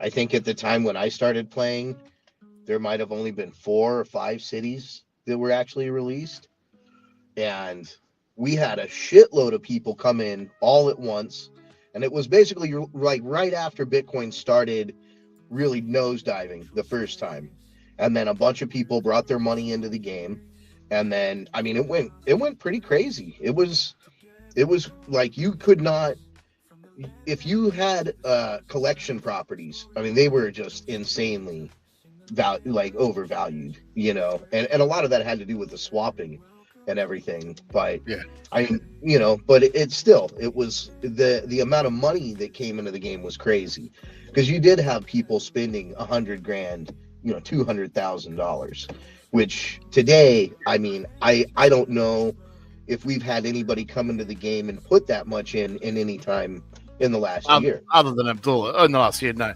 Even Tim Milling himself says he's put in over $100,000. I have no idea how much Ben's put in. He's, I think, up to about $30,000 taken out, and he says he's close to being what he calls break even. I'm not sure if he's in front or behind, but just somewhere in the ballpark. So there are a lot of money that did come into the game. Will that come in the future? I think it will. So I think Upland will boom. And yeah, 100%. That's my point, JP. If you think, and I'm not telling you to buy Sparklet, at the end of the day, it's your decision. I can't make you or tell you what to do. But in my opinion, yeah, we've got another upwards of 12 months to continue buying Sparklet. And while Sparklet is below, a certain price, 10 cents is definitely the one in my mind, but probably even more than that. I'm going to continue to dollar cost average into Sparklet until I think the value is not there anymore. And if Sparklet only got from where it is now to 30 cents, it's still a 10x. And like as I said on the weekend, a 10x is still pretty good investment for most investments out there in the real world. Granted, this is a lot higher risk than other investments, but not too many investments will make a 10x within 12 months. And then on top of that, you're using it to play the game anyway, so it's not even really an investment. It's a utility that you can use, and if it turns into being worth a lot more, and you can change your life, well then win. So if you can buy $10 a week from Upland, and then just keep adding to your little stack, and who knows where it goes. Maybe it never goes anywhere, and you just keep playing Upland, and you're happy. Maybe it goes to $3, and you go, fuck, I can pull out 20 grand, and I can go buy a new car and improve my family's life. Like, who knows? But you got to be in it to win it. Well, that's why I'm taking just the pure gaming approach. If something ever does come of the game, then awesome. I'll be well prepared for that. And if nothing ever comes from it, like, I actually have fun. I have fun buying fucking properties. As stupid as that might sound, I actually have fun buying property. I love looking at the fucking street views. I love fucking going around finding crazy street names. Like, there's all kinds of shit that I find that's fun, And then, like, selling them, yeah, that's a nice plus, but I almost don't even count on selling shit anymore. Like, I think I might have maybe 10% of my account that's actually for sale on the market. So, I mean, I'm just surprised that more people don't find it as fun as I do, I guess.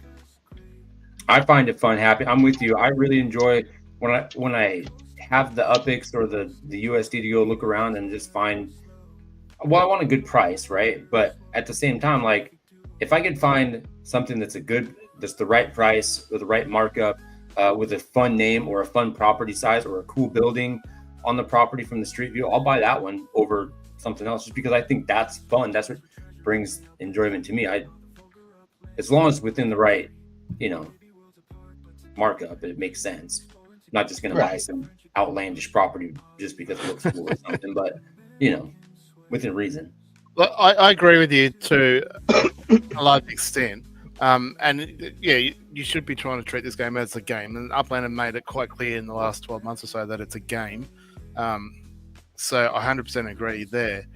But unlike used to, I've taken a different approach to this game where initially I was a treasure hunter. So I saw the value in Spark for its future utility, stuff like that. And it turned out to become a cryptocurrency. So that was kind of a real win for me other than getting screwed with that conversion and all this. Anyway, we won't go there.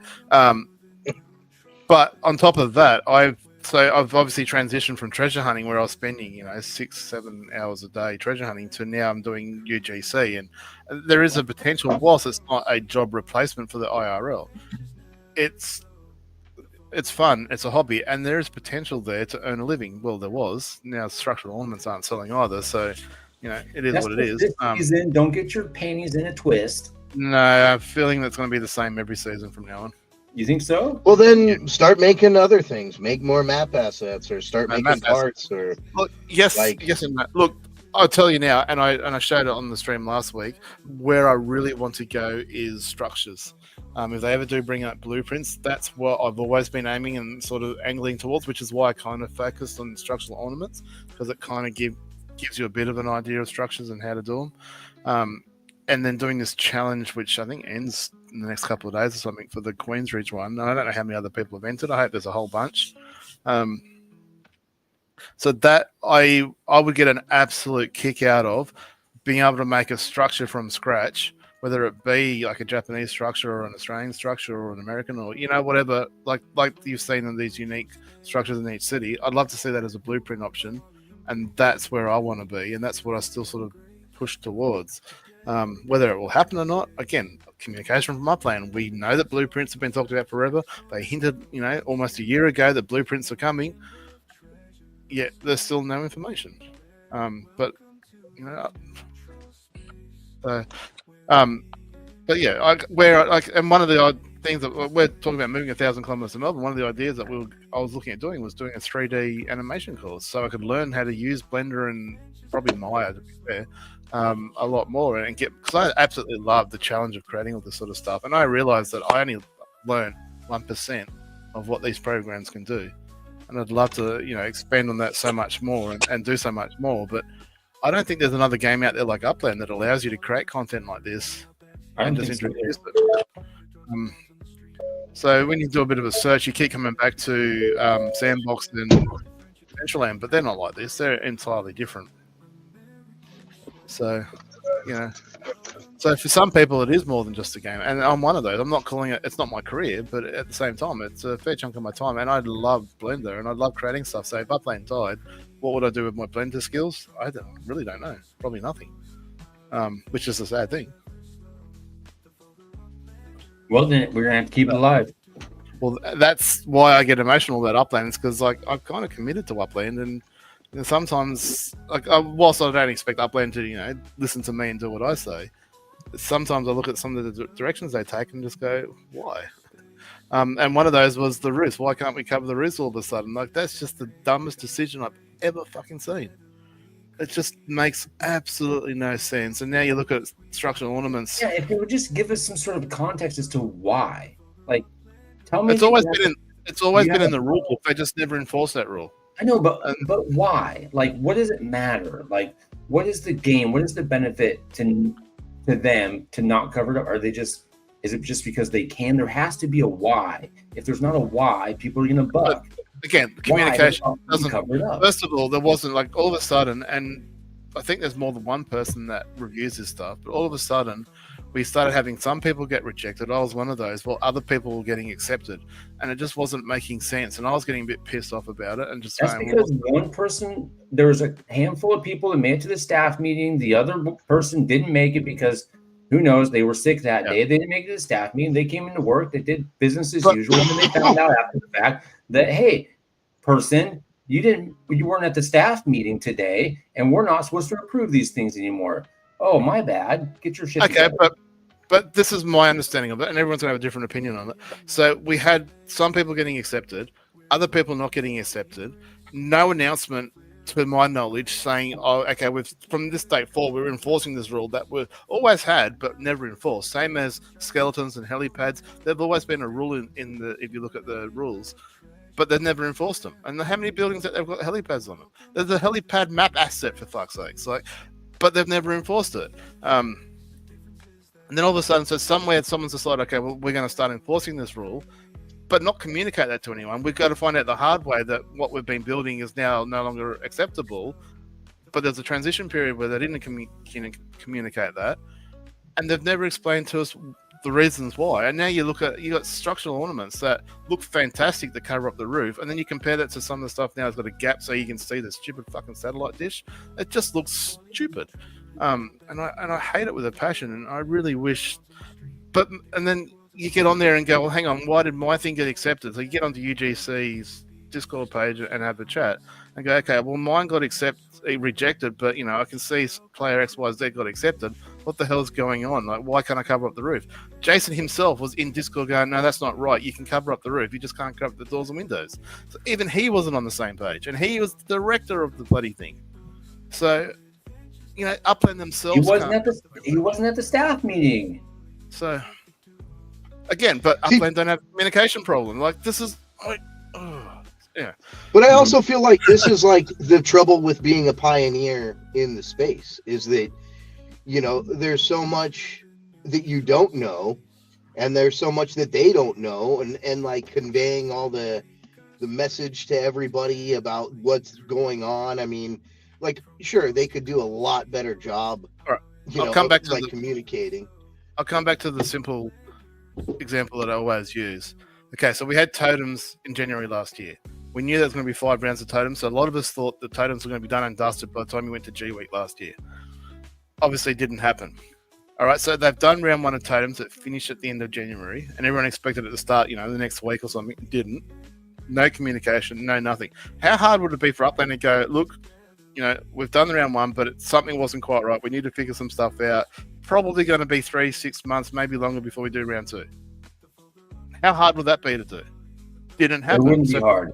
For 8 months, we had no fucking clue what was going on with totems, and people are doing memes all over the place. Totems are dead, putting tombstones up, stuff like that. I was part of it.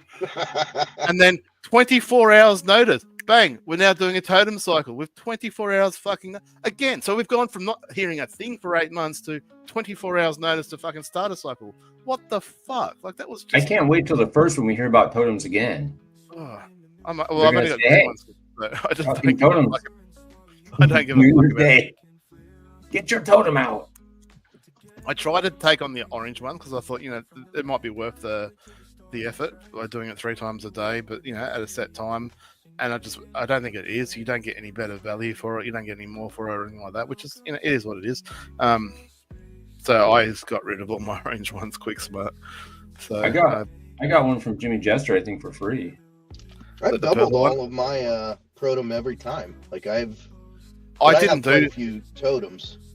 I didn't do the first round. I sat out because I was like, okay, this is. I was on the TML camp where giving us no information and making us figure out, and people were putting in like not knowing how much to feed it and feeding it like 200, 300, 400 Protom, thinking that was the right amount.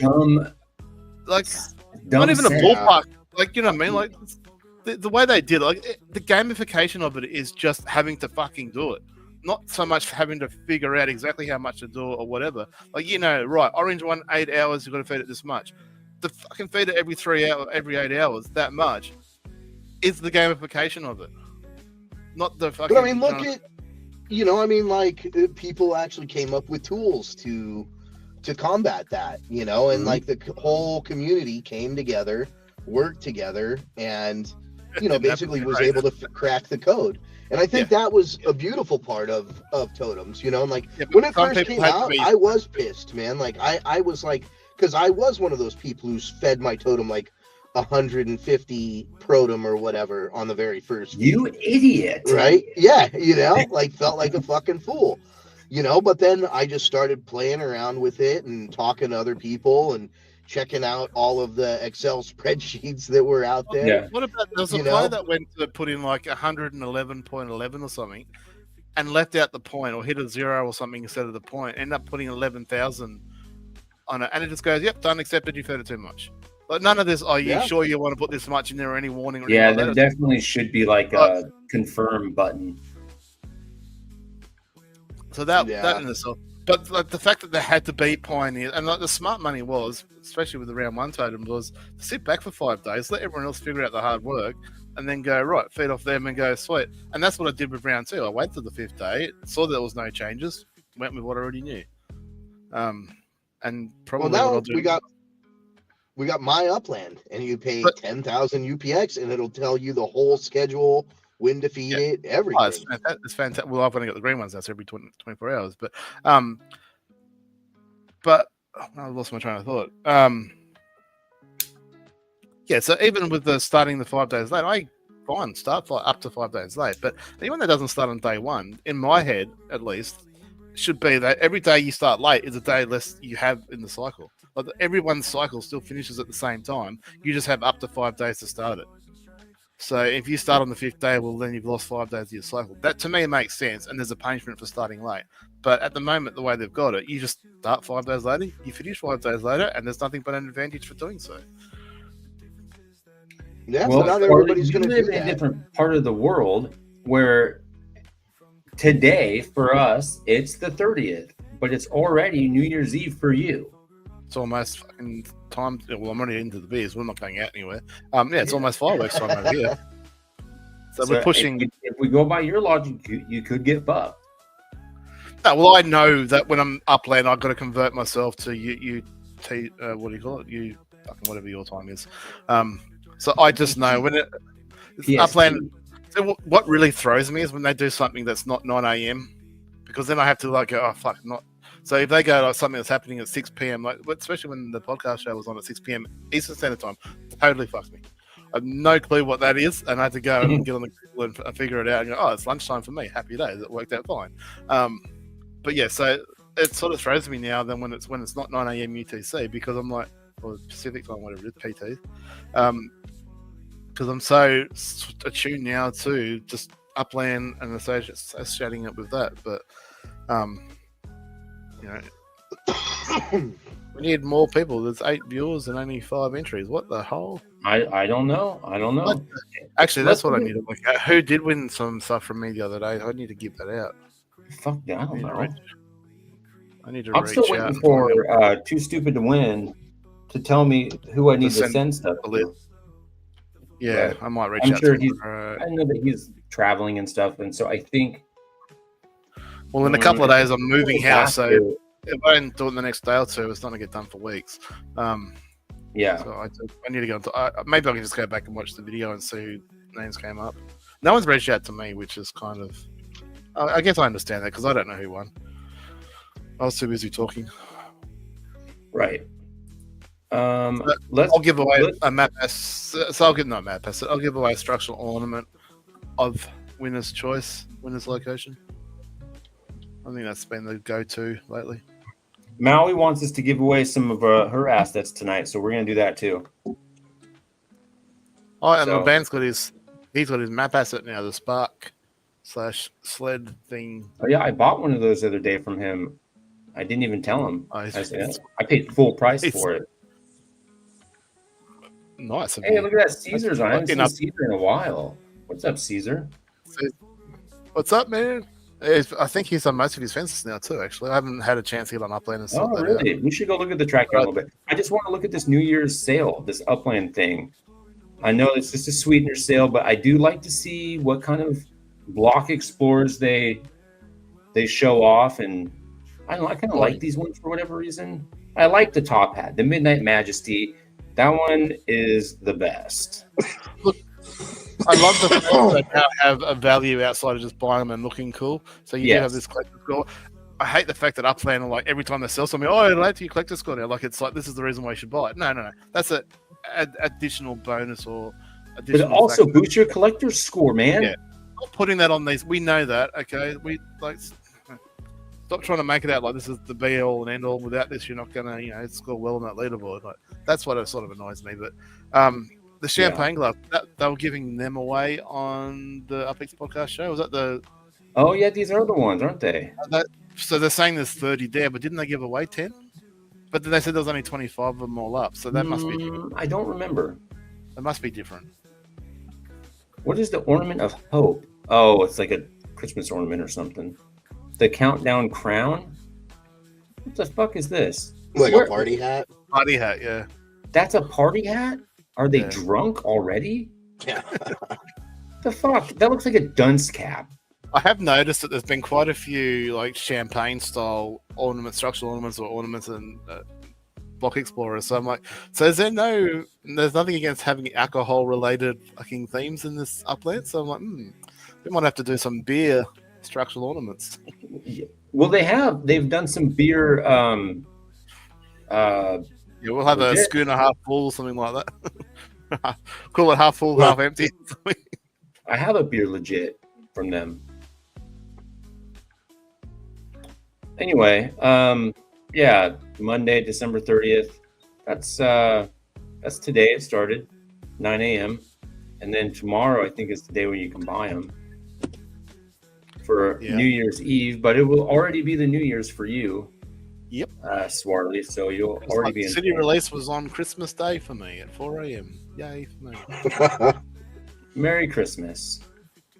Anyway, so that's neat. There's only like the top hat, maybe this 2025 cheer one, whatever. These ones are stupid to me. The glittering toast is okay.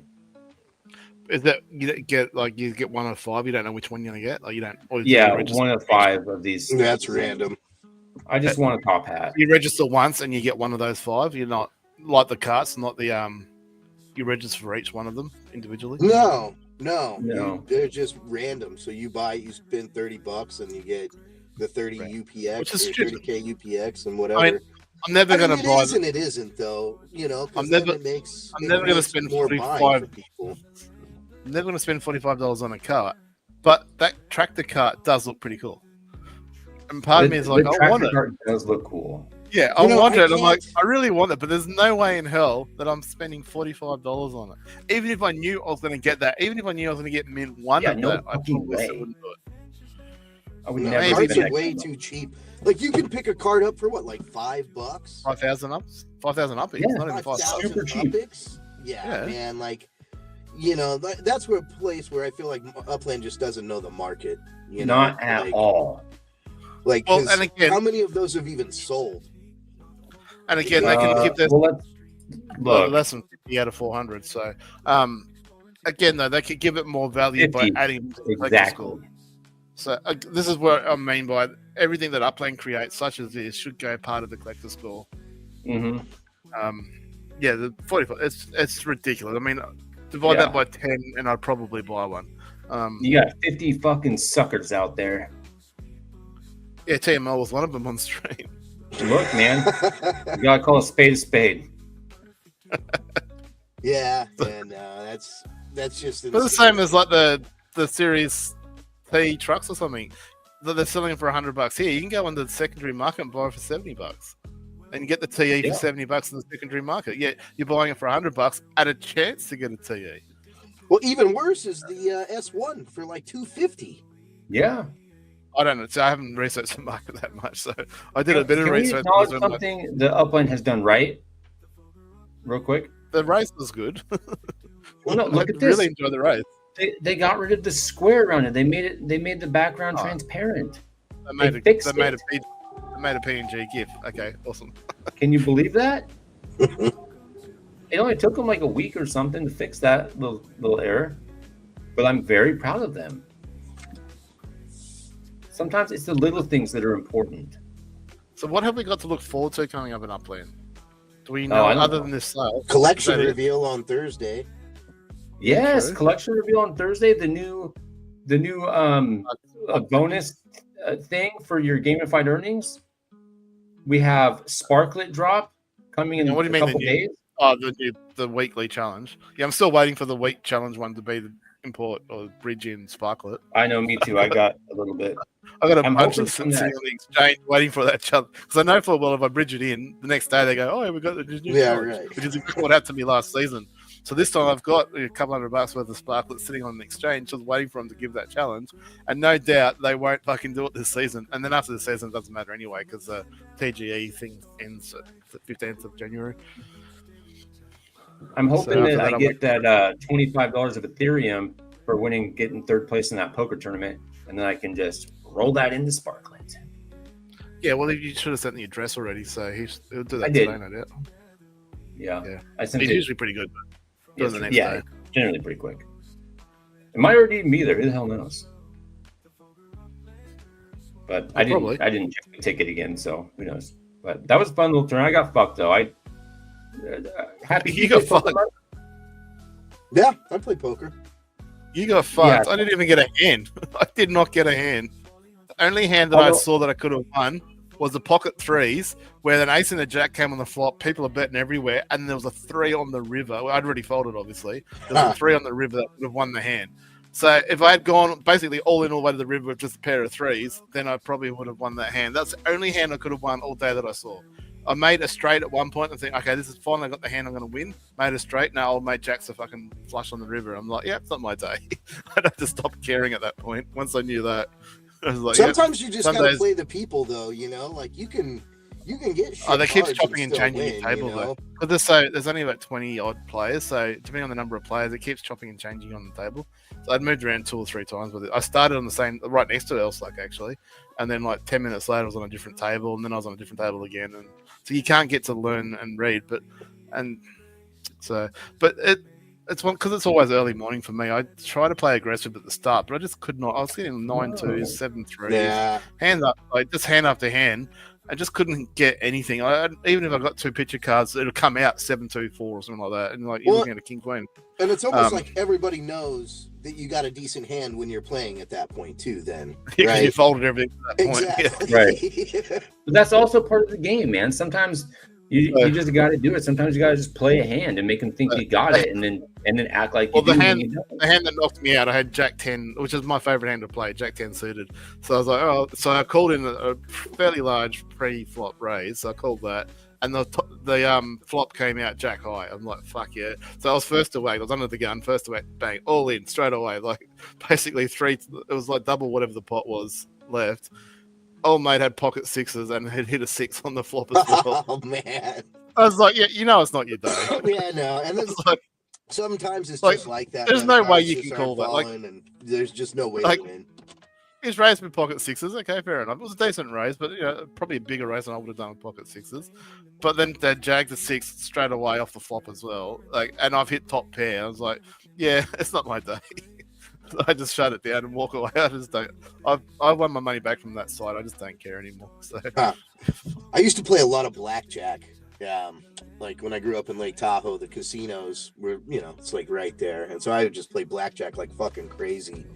And I would, when you're losing and you're on one of those fucking shit streaks, but you just got to keep going because that next one is going to be the one that turns everything around.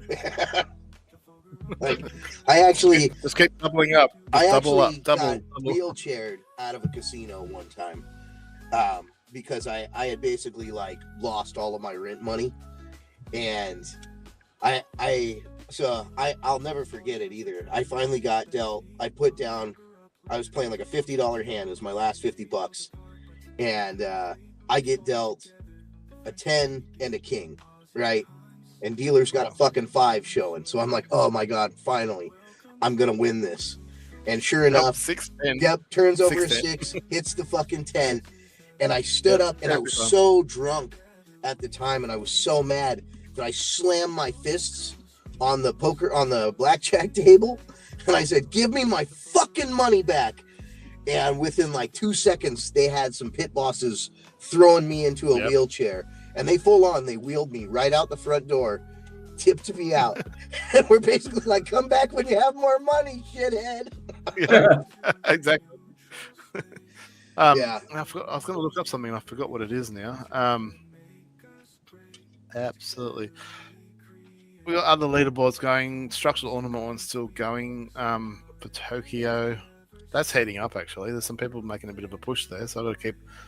My second spot is no longer a second spot. I've fallen down the ladder a little bit, and I've actually got to maybe look at buying some properties if I want to stay in the hunt there. What else have we got going? I don't get into the racing, so that's all up to you guys if you do any racing. No racing. I probably should, as many cars as I have. I race every Friday on the Node Mayhem. Is that what you call it, racing? I mean, I lose I call every it Friday. racing, but yeah, that's better. I show up and I stream my ass kicking every week at 2:00 Pacific Standard Time. That's the amount of racing that I do. Actually, I've noticed Mass Chef maybe he's just not very good at the trucks, but I thought he was a much better racer than that. So I'm surprised he's not challenging Picasso rather than. He is. He got second place in each of the 2 heats last week. Oh, did he? Yeah. I did watch it last week, but I was UGCing at the time, so I probably didn't. Yeah, he was. But yeah, most of the time I've seen and the overall leaderboard, I think he was about mid-pack as well. So, yeah, he's moving. I think he's up to 3rd now, but he might, if he keeps up this pace, he'll probably. He might be just used to racing S1Es or something like that, not slow trucks. Right. And he probably hasn't raced much on the Vulgar Speedway. Oh, there's some people out there that are actually really fucking good. Like, it's surprising. Picasso is really fucking good. Yeah, he just sort of came from nowhere to be really good. Like, did he come across something that just, I don't know, like, I think 6 months ago, I never, like, obviously knew who Picasso was, but, like, I never saw that he raced or anything. All of a sudden, he's, like, he's up there with the best kind of. Yeah, like, really challenging Mahoney and those guys in that league, and I'm like, holy fuck! Like, where's he just? Because he just jumped in with the Ninjas team, didn't he? And then all of a sudden just started actually competing. I was like, oh fuck! Look at this bullshit. Fucking Mass is better than me. I just got lucky 7 races in a row. That's what happens. Flukes happens. I don't know if Yep. you call 7 races in a row luck, but take it whatever it is. Yeah, so I was actually talking to Elsack the other day, saying one of his weeks when he does the interview with someone, he should jump on with you and do one, and maybe you could do some racing tips. Maybe not give away all your secrets, but maybe give away some of them. I don't know. Yeah, Um, I do I need mean, to get Picasso on the show. We need to sit down and chat. look, there's almost nothing you're going to say that's going to talk me into racing, but we do probably need to get more people into racing. So we probably do. should try and help that. Well, I think there are some categories that like barely have anybody racing in them. Well, Like that's the vans or like the lower mileage per hour, whatever. For half I a think, second. vans and trucks. For half a second this season, when they first announced that you can only win one category, and I thought, sweet, City Pigeon's not going to just sweep the pool of everything. I actually thought maybe I can take my S2 somewhere and race it, because I know it's a better S2, but I know fuck all about racing. And to be honest, any spare time I got UGC, so I don't really want to waste hours. I mean, I already wasted 3 days the other day doing that cross-country race because I actually thought I could win. I was right, I could have won if I didn't make one mistake.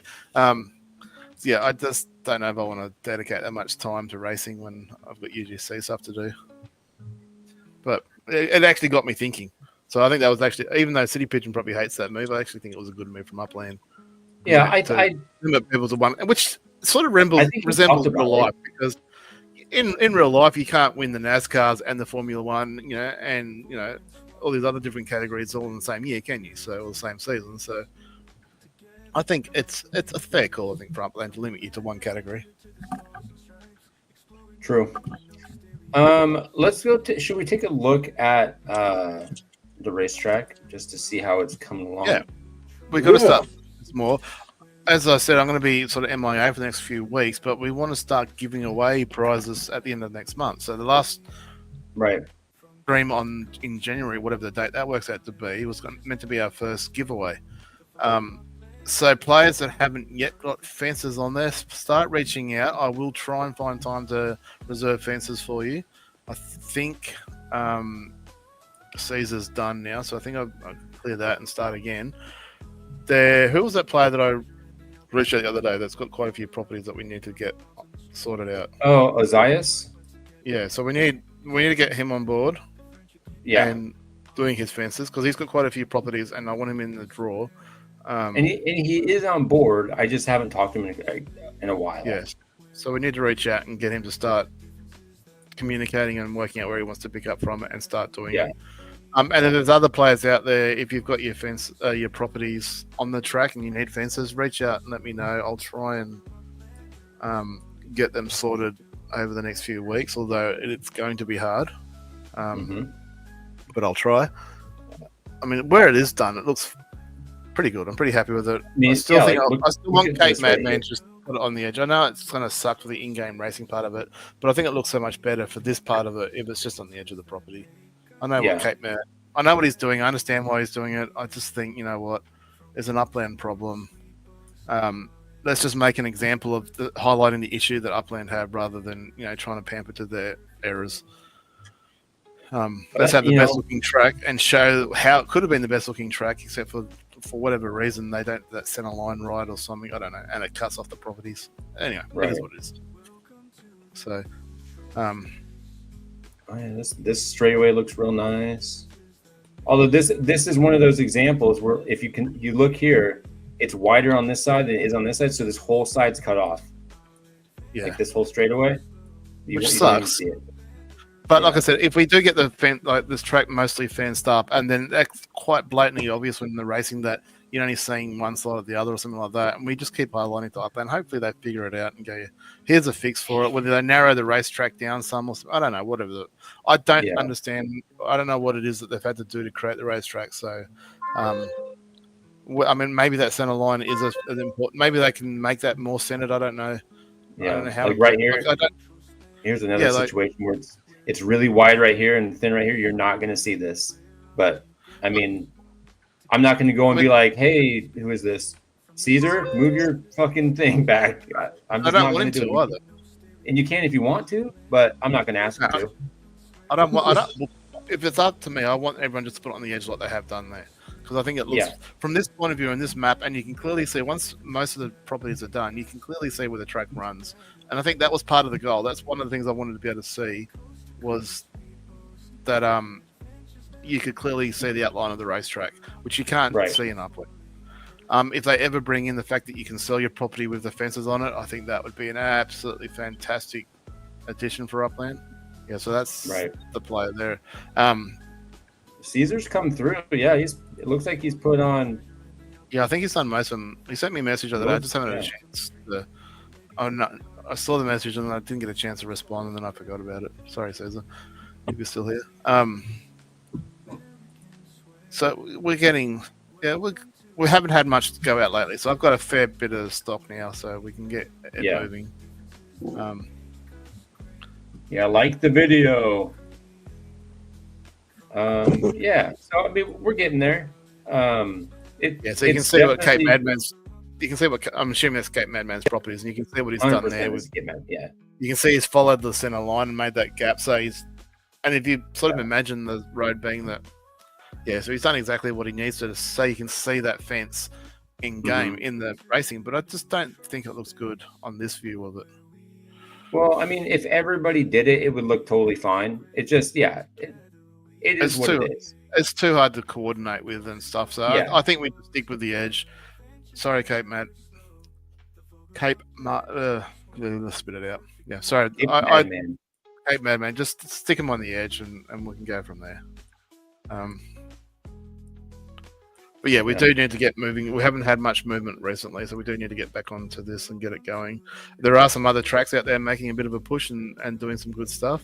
We mentioned, so that was the tier 1, so we start giving those prizes away at the end of January, so up to 100,000 UPX.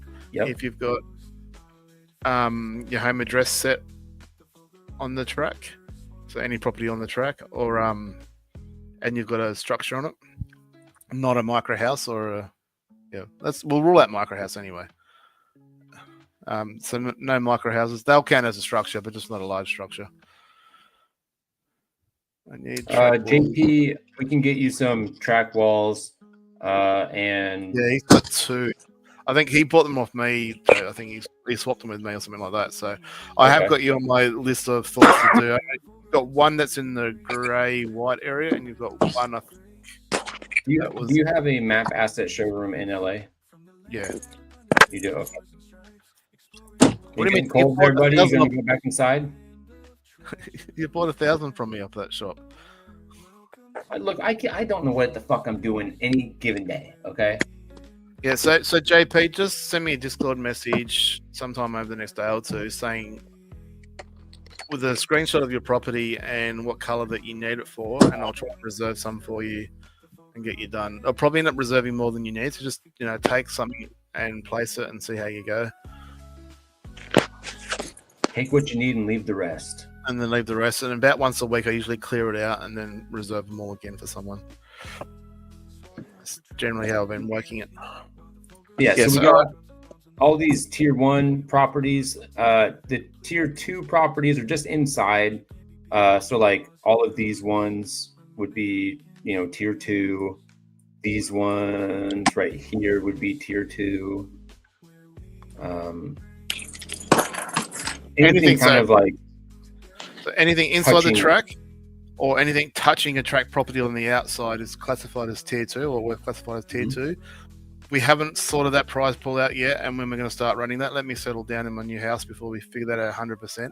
But basically, I want to run weekly prizes, unlike the track properties where you've got to just put your map assets on there and then set and forget. The tier 2 ones, we'll try and get a Discord page. It hasn't worked out the way we wanted to. Basically, all you need to do is take a screenshot of your Discord page, or type in actually not even a screenshot, just type in the address as your entry of any tier 2 property you have, and we'll create a spin wheel, and whatever address wins, we'll go check that address out, and assuming that it is a tier 2 and you've got a structure on it, then you can win a prize. There will be track properties in the prize pool. I think I'm up to 4 that I have now in the prize pool. obviously they're not going to be given away every week because that would mean 4 weeks down we've got none left. So there'll be just other structural elements or map assets and stuff in the prize pool as well. But there will be a chance each week to win a trackside property as part of a tier 2. So even if you already have trackside properties, you can obviously still participate. The whole idea is to try and build up the tier 2 properties. So inside the track and outside the track, we want structures on them. So all you need to do is own the property and put a structure on it. So not as town and not a micro house. We want something bigger. There's an argument for the ranches because I know Cape Madman's got a stack of them. I want something with a bit of height. So I'm thinking townhouses or apartment buildings and all that sort of. But just do whatever you want. The more builds that we have in this area and on the track, the better. Make it look more built up and look good. That's what the goal we're trying to go for anyway. So we'll figure that out probably at the end of January, and we'll start maybe running that first week of February or something.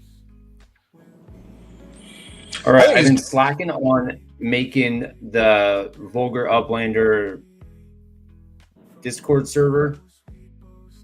I did it. Yeah, look, I'm really disappointed that we couldn't just be part of the Metaverse Melon,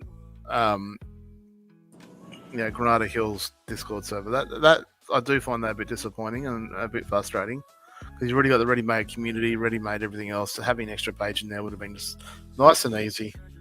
Not having everyone have to sign up to a whole new Discord. And if you're anything like me, you've already got too many Discords that you already signed up to and keep track of them all. It's just a pain in the ass.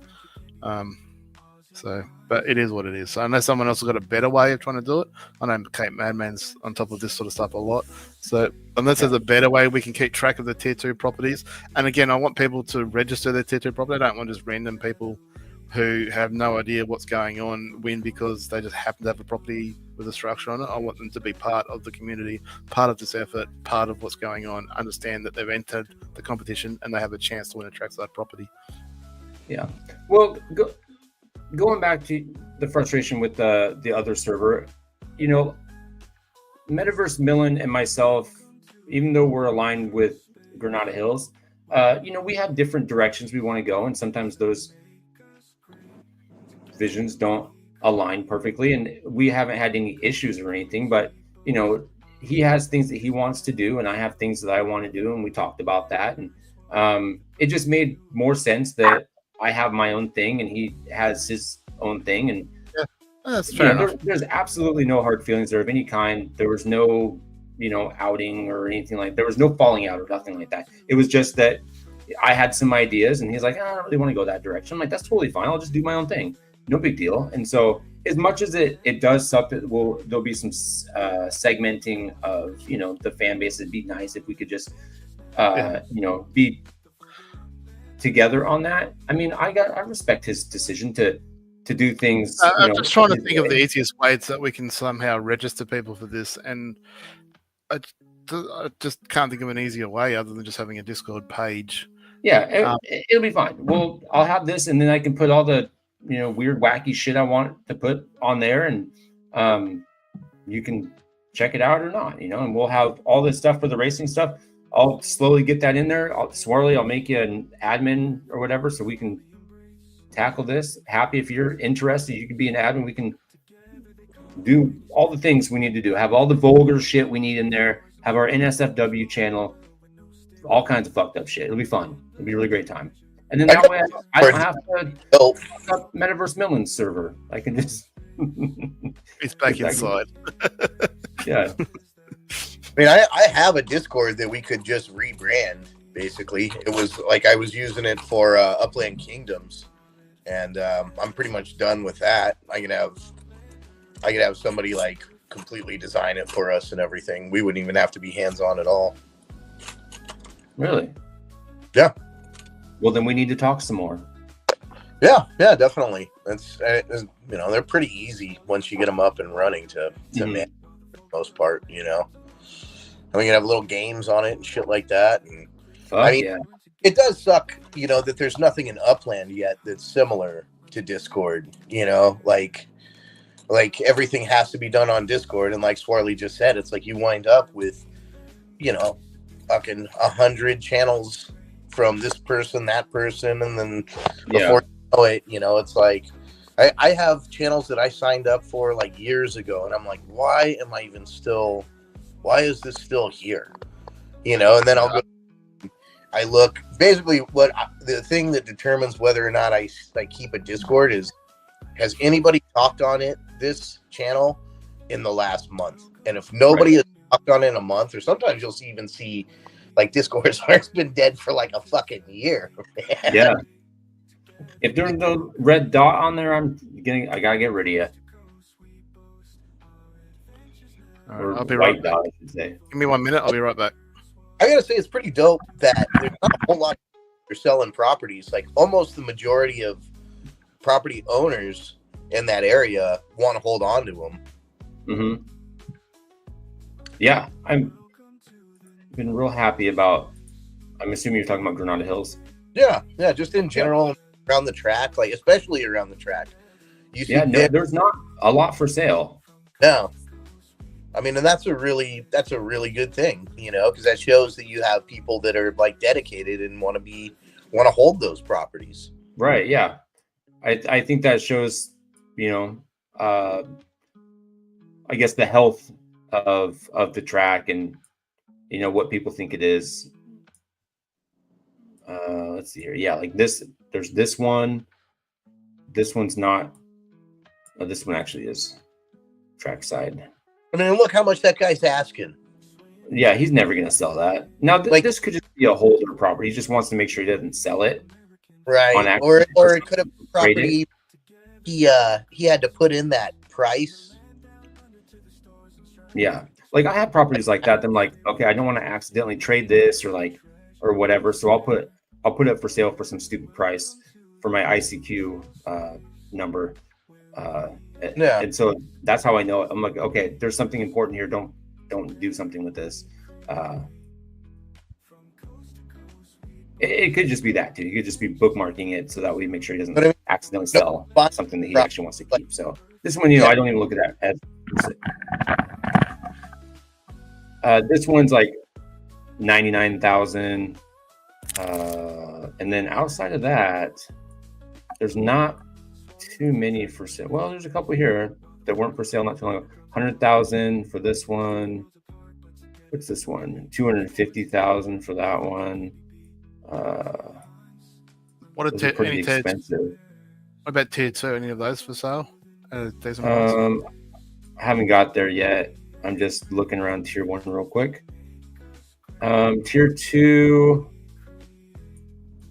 No. Not really. So what was that? 3 properties on the whole track, even including tier 2 are for sale? Yeah. Well, there's one just there, tier 2. There's 2. No, there's a couple. How much are those 2? These 2? No, in the middle there. In the middle of the track. Oh, these ones? Yeah, they're tier 2. $20. Okay, And too this much. one is 30,000. That's a little bit rich, but it's tier 2, gets you in the draw. Yeah. I mean, yeah, you'll see these properties if you put buildings on them. I mean, it could be a good investment if you win and end up with a trackside property. Yes, sir, Bob. There was another one for sale over here somewhere, but it was down here, but I don't see it now. Maybe somebody bought it. Maybe, yeah. But yeah, like you're saying, there's not a lot for sale, which I mean people value the track and they see potential in it. So I can't be mad at that. Just got to keep working at it. Keep Right. getting it better. I mean, that's Upland almost in general for you, though. Like the majority of players are holding their properties. Like if you look at the statistics, to the amount of properties that are held compared to what's for sale is like fucking probably like 3 or 4x. Yeah. True that. What time we Not got for here? It's me. about 11:15. 2 hours we're into this bitch. Do you guys have anything pressing you want to talk about before we start giving some stuff away? Well, that's what I was asking before. What else is coming up? I haven't really been. I haven't really been too much into Upland. I've been more into UGC. So I know I've got the competition that ends in a couple of days, but people don't really know about that. It's too late. But What are your predictions for 2025 in Upland?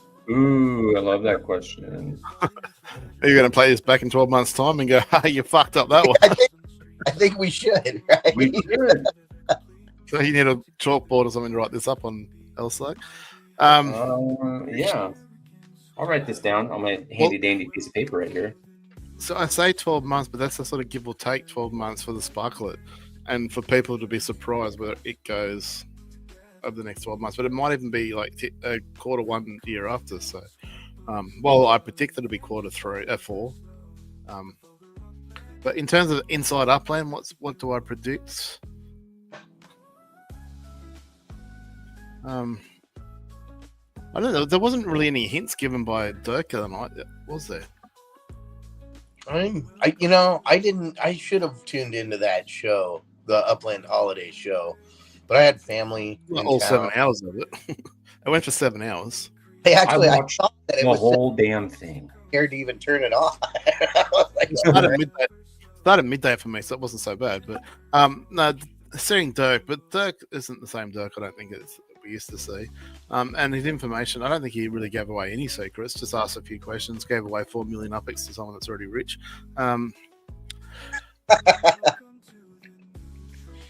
He's going to give that out. He's going to give it back to the people. He gave some. He gave some back. Yeah, he does give away a bit. He does. Someone else go. I'll think of something. Happy, you tell us your predictions, and then I'm finishing up something real quick while you do All right. that. Well, I think we will definitely see a lot more with travel this year. I'm going to go out on a limb and predict that we will have semi-truck travel and Semi-truck travel. like asset movement with semi-trucks and the fucking trailers by the end of it. Truck travel and trailers. Like That's a big goal. like map assets are going to have to be moved with like a truck. with your vehicles. So even a sedan has like a 30 or 40 liter capacity. So Right. move map assets, a vehicle that can suit it. I can see what you're saying. Big call, given that we've been waiting for that for 3+ years and it hasn't happened. So to say it's going to happen this year, I'm saying it's a big call. I mean, it shouldn't be, but I'm saying it's a big call. I like that. Episode 30. I play that one. All of the stars are in place for it now, though. There might be an episode 30. That won't be with me though. So that's one of my predictions. I think.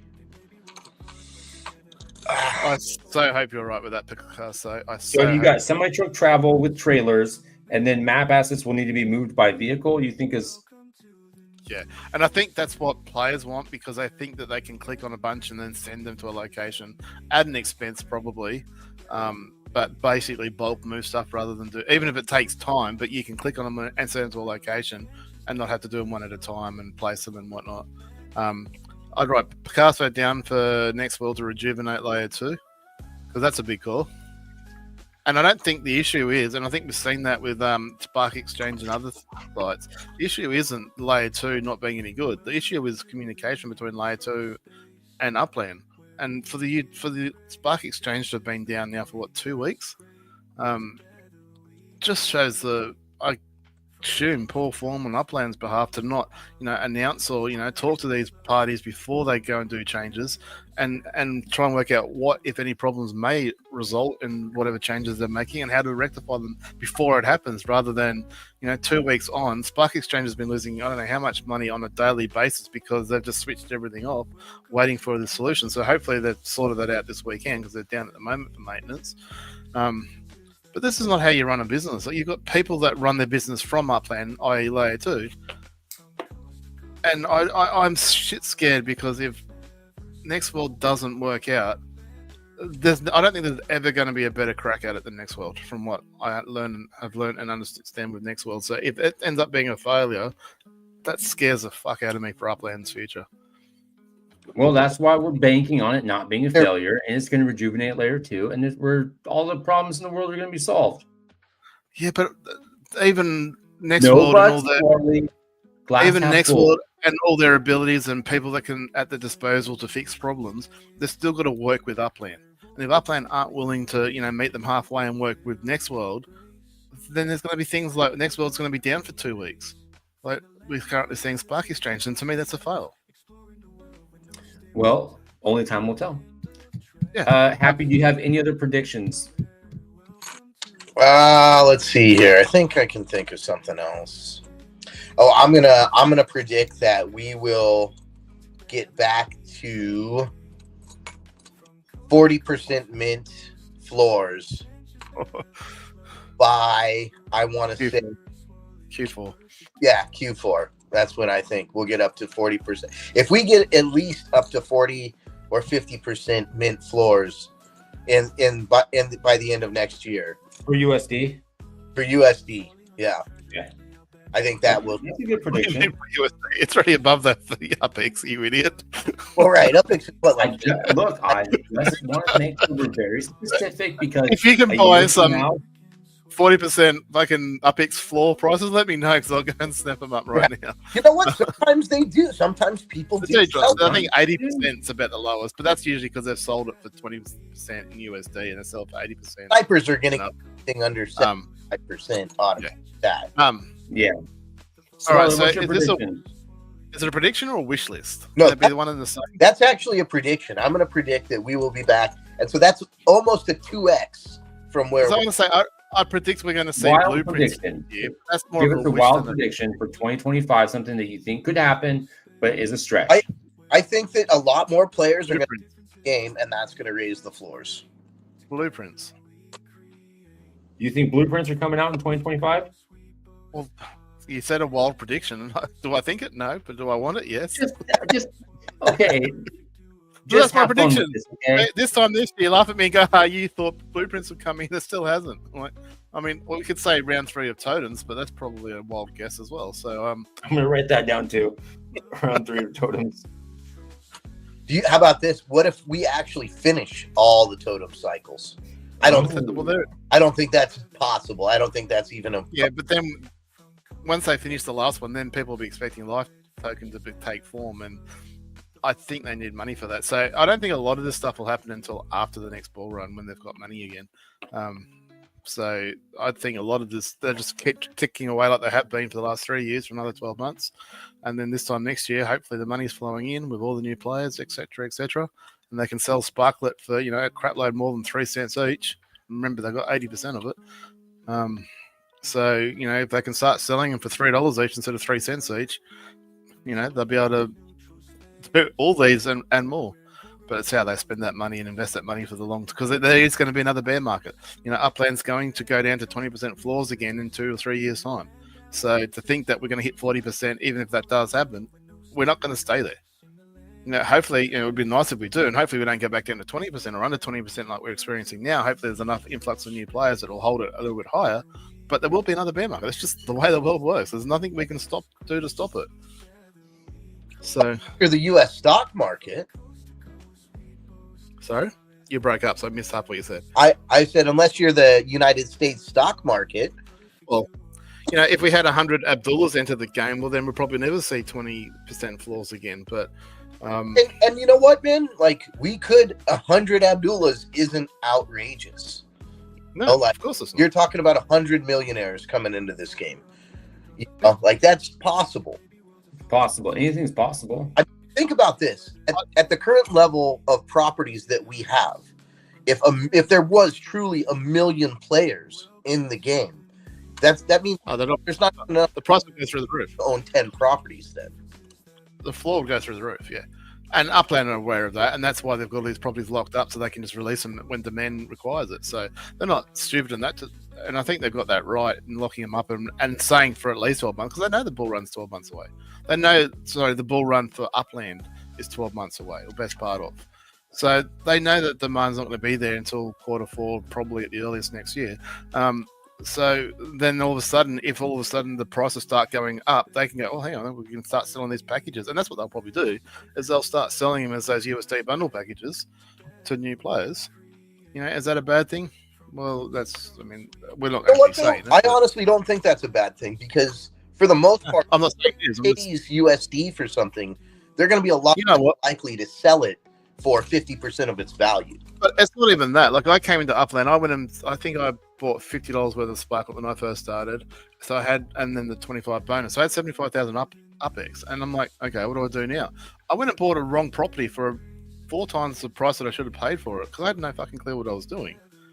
But if those bundles are a fair, and then lately they haven't been, if they're a fair deal or a good, even a remotely reasonable deal, not a bad way for a new player to start. And I just, hopefully Upland aren't, gouging every single cent they can at that time, so they can start making these as a fair deal new player start, and give them that properties and give them something to work with, and start seeing that income without getting gouged by buying the wrong property from the day one when they didn't know what they were doing. Like most of us have done. We've learnt the hard way.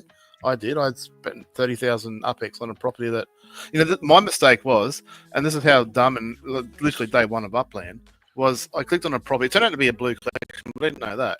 It was like a 5,000 UpX property, but I saw the send fee up in the top corner, the 100 UpX or whatever it was. So I'm like, oh, that's what it costs. I didn't realize that the price was down lower on the price card. And I'm like, oh, I'll buy that for 100 UpX, no worries. And then all of a sudden 30,000 UpX went out of my account. I'm like, what just happened? Yeah. I'm like, I don't know what happened. I found Discord and went, what the fuck just happened? And someone went, oh, that was the send fee, you dumb. And I'm like, you idiot. I still own that property. And you should. You'll own it forever. Yeah, it's a reminder of the stupid mistakes. And if that's the worst mistake I'm making Upland, I'm doing okay. I don't have it in a collection. It's part of the Forest Hill collection in Queens, so I don't have it in a collection because it's so small, and I've got other properties that are bigger. But it's so small that you can't even build a small townhouse, like the V2 townhouse or a micro house on it. It's just so tiny. Well, you made somebody's day when you bought that property. Oh yeah, when they sold something, like I said, probably 4 times what it should have been sold for. It was like a 5,000 UpX property that I bought for 30,000. Maybe it was worth 10,000, so maybe 3 times as much as it should have sold for. I don't know. Yeah. And even double's probably too much, but that was during the last bull run, so to speak. So when the prices were a lot higher. I got 4 predictions. 4. Anyone else in chat got a prediction? I got other than episode 30. Sparklet's going to settle at $1. Settle at $1. It's going to settle at $1.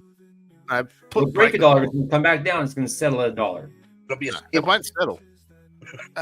Whatever the peak is, it'll be there for like a week at the most, and then it'll come all the way back down. To $1. So it'll never settle. Whatever the peak is, it'll never settle at the peak. It'll be there for a day or two. I'm not saying that's the peak. I'm saying it's going to go well above $1, and it's going to come back down, and it's going to stop at $1. That's what I'm saying. Okay. You're saying $1's going to be support for it? Yes. Okay. $1 bear market floor. Australia launches a city in 2025. If it didn't happen in the World Cup, it's never going to happen. Calm your ass down.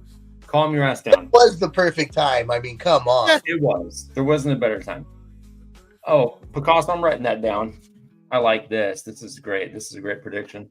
Broadcaster here. This will never happen, but I like your spirit. You still get nominated. Did you get nominated last year? I don't think you did. I did, kind of. Did you? I know there was a couple people that voted for me. Yeah, but did you get actually nominated? Were you one of the No, people? I did not. Yeah, I did not get a formal nomination.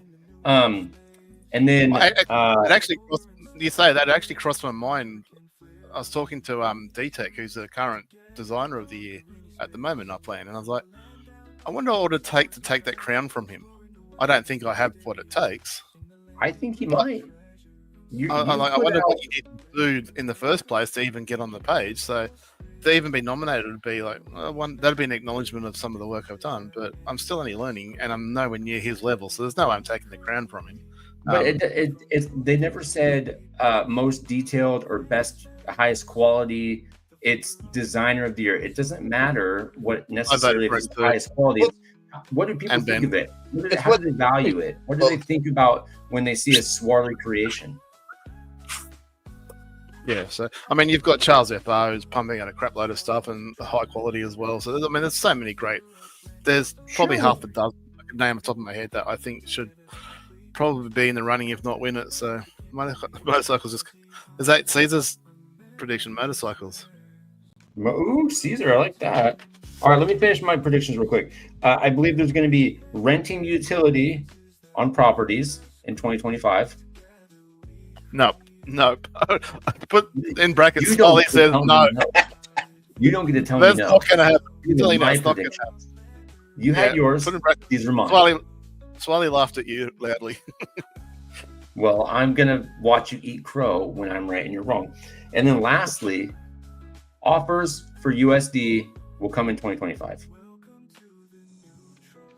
Oh. Yeah, I don't know why that isn't a thing. Yeah, no, that needs to happen. Yeah. I mean, Upland still get their 10% cut, so I don't know why that's an issue. You know what I think it is because you don't typically... because you can't have a balance in your wallet, so you would just have a balance in your wallet to make the offer. And it'll take it out there, like you offer someone $10 or something, it disappears from your wallet, they reject it, or you cancel the offer. Like it just be kind of sitting there in the offer, like because whenever you make UPX, it disappears from. It has to be a player that is eligible, because I know some of the newer players haven't leveled up to a certain level or whatever, or haven't done the KYC. So I understand those sort of things being a requirement, but yeah, I mean the vast majority of regular players have done all that, are KYC, can do USD purchases and sales. So yeah, why not? I don't know why that is such a big deal, but you know. But then why is property searching, in UPX and USD? Why is not so there you go, there's a prediction. Can we get filters for your collection when we got your collection USD and UPX? Yeah, but I personally always look at properties via markup, and that's not there. So for me, that's still a fail. It's an improvement, don't get me wrong, but until you put markup there as well, because if someone's selling something for 10,000 UPX, I want to know if that's 4 times what they bought it for at 2,000 UPX, or is it half the price of what they bought it for? Because the mint price of a property is the important number that you need to know. They need to have in-game UPX land, basically, is what they need. They do. Like something like that, and it was actually in-game, it would change the whole platform. So a search function that would be like the biggest game changer. Yeah, I'll chuck that in your list there. It's like a search function for your collection properties sorting. You know what I mean? Search function for collection sorting properties, something like that. You know what I mean? Pain in the ass, especially with like the city collections, or like anywhere you have a shitload of properties. Yeah, I like Queens or. Especially Queens for me, but Queens and Washington. I shudder every time I think I've got to deal with one of those two cities. But even then, I still got, like, if I'm trying to fill one of those international ones, I've got to eliminate Queens from the search first, so then I can then do the rest of them, which isn't anywhere near as bad. But it just doesn't seem like it's that hard. And you used to be able to do a manual filtering of that, like you can do the Control F, but for some reason they did something that stopped that from working. So that would be something I'd love to see, like a chain. It's road rage, JP. It's road rage. Sorry, they were asking a question about a game. Oh, okay. I thought we were doing road rage in Upland. That would actually. Your Explorer runs into someone else and they just pull out a bat each and start wailing to each other. Whichever one wins gets a property or something. Dude, yes. That would be cool. Like I didn't try to come up with like a VE battle Layer 2? They're going to. Bielema or someone thought was there doing. Was No, already Bielema was working on something like that. I don't know Well, I where. think that Vibes is going to have some functionality with that. I think. Yeah, again, we'll see. We'll wait and see. Yeah. You know what? I predict Genesis Week will be the best ever this year. Yeah, it will be because they need to try I'm and not gonna convince write that everybody that down. Upland is, going from win to win to win. Well, yeah, I mean, I'm not saying it's not, but they just need to convince people that they are. I'm not saying It's going to that be hard Upland to isn't. top last year. last year Well, it will best be. one. So I didn't know. I've been I all wasn't of there, them. so I couldn't be Was good. the best one. Go-kart racing was the shit. Oh, That was a lot. maybe free travel for international players to Genesis Week, paid by. They Upland. give you like a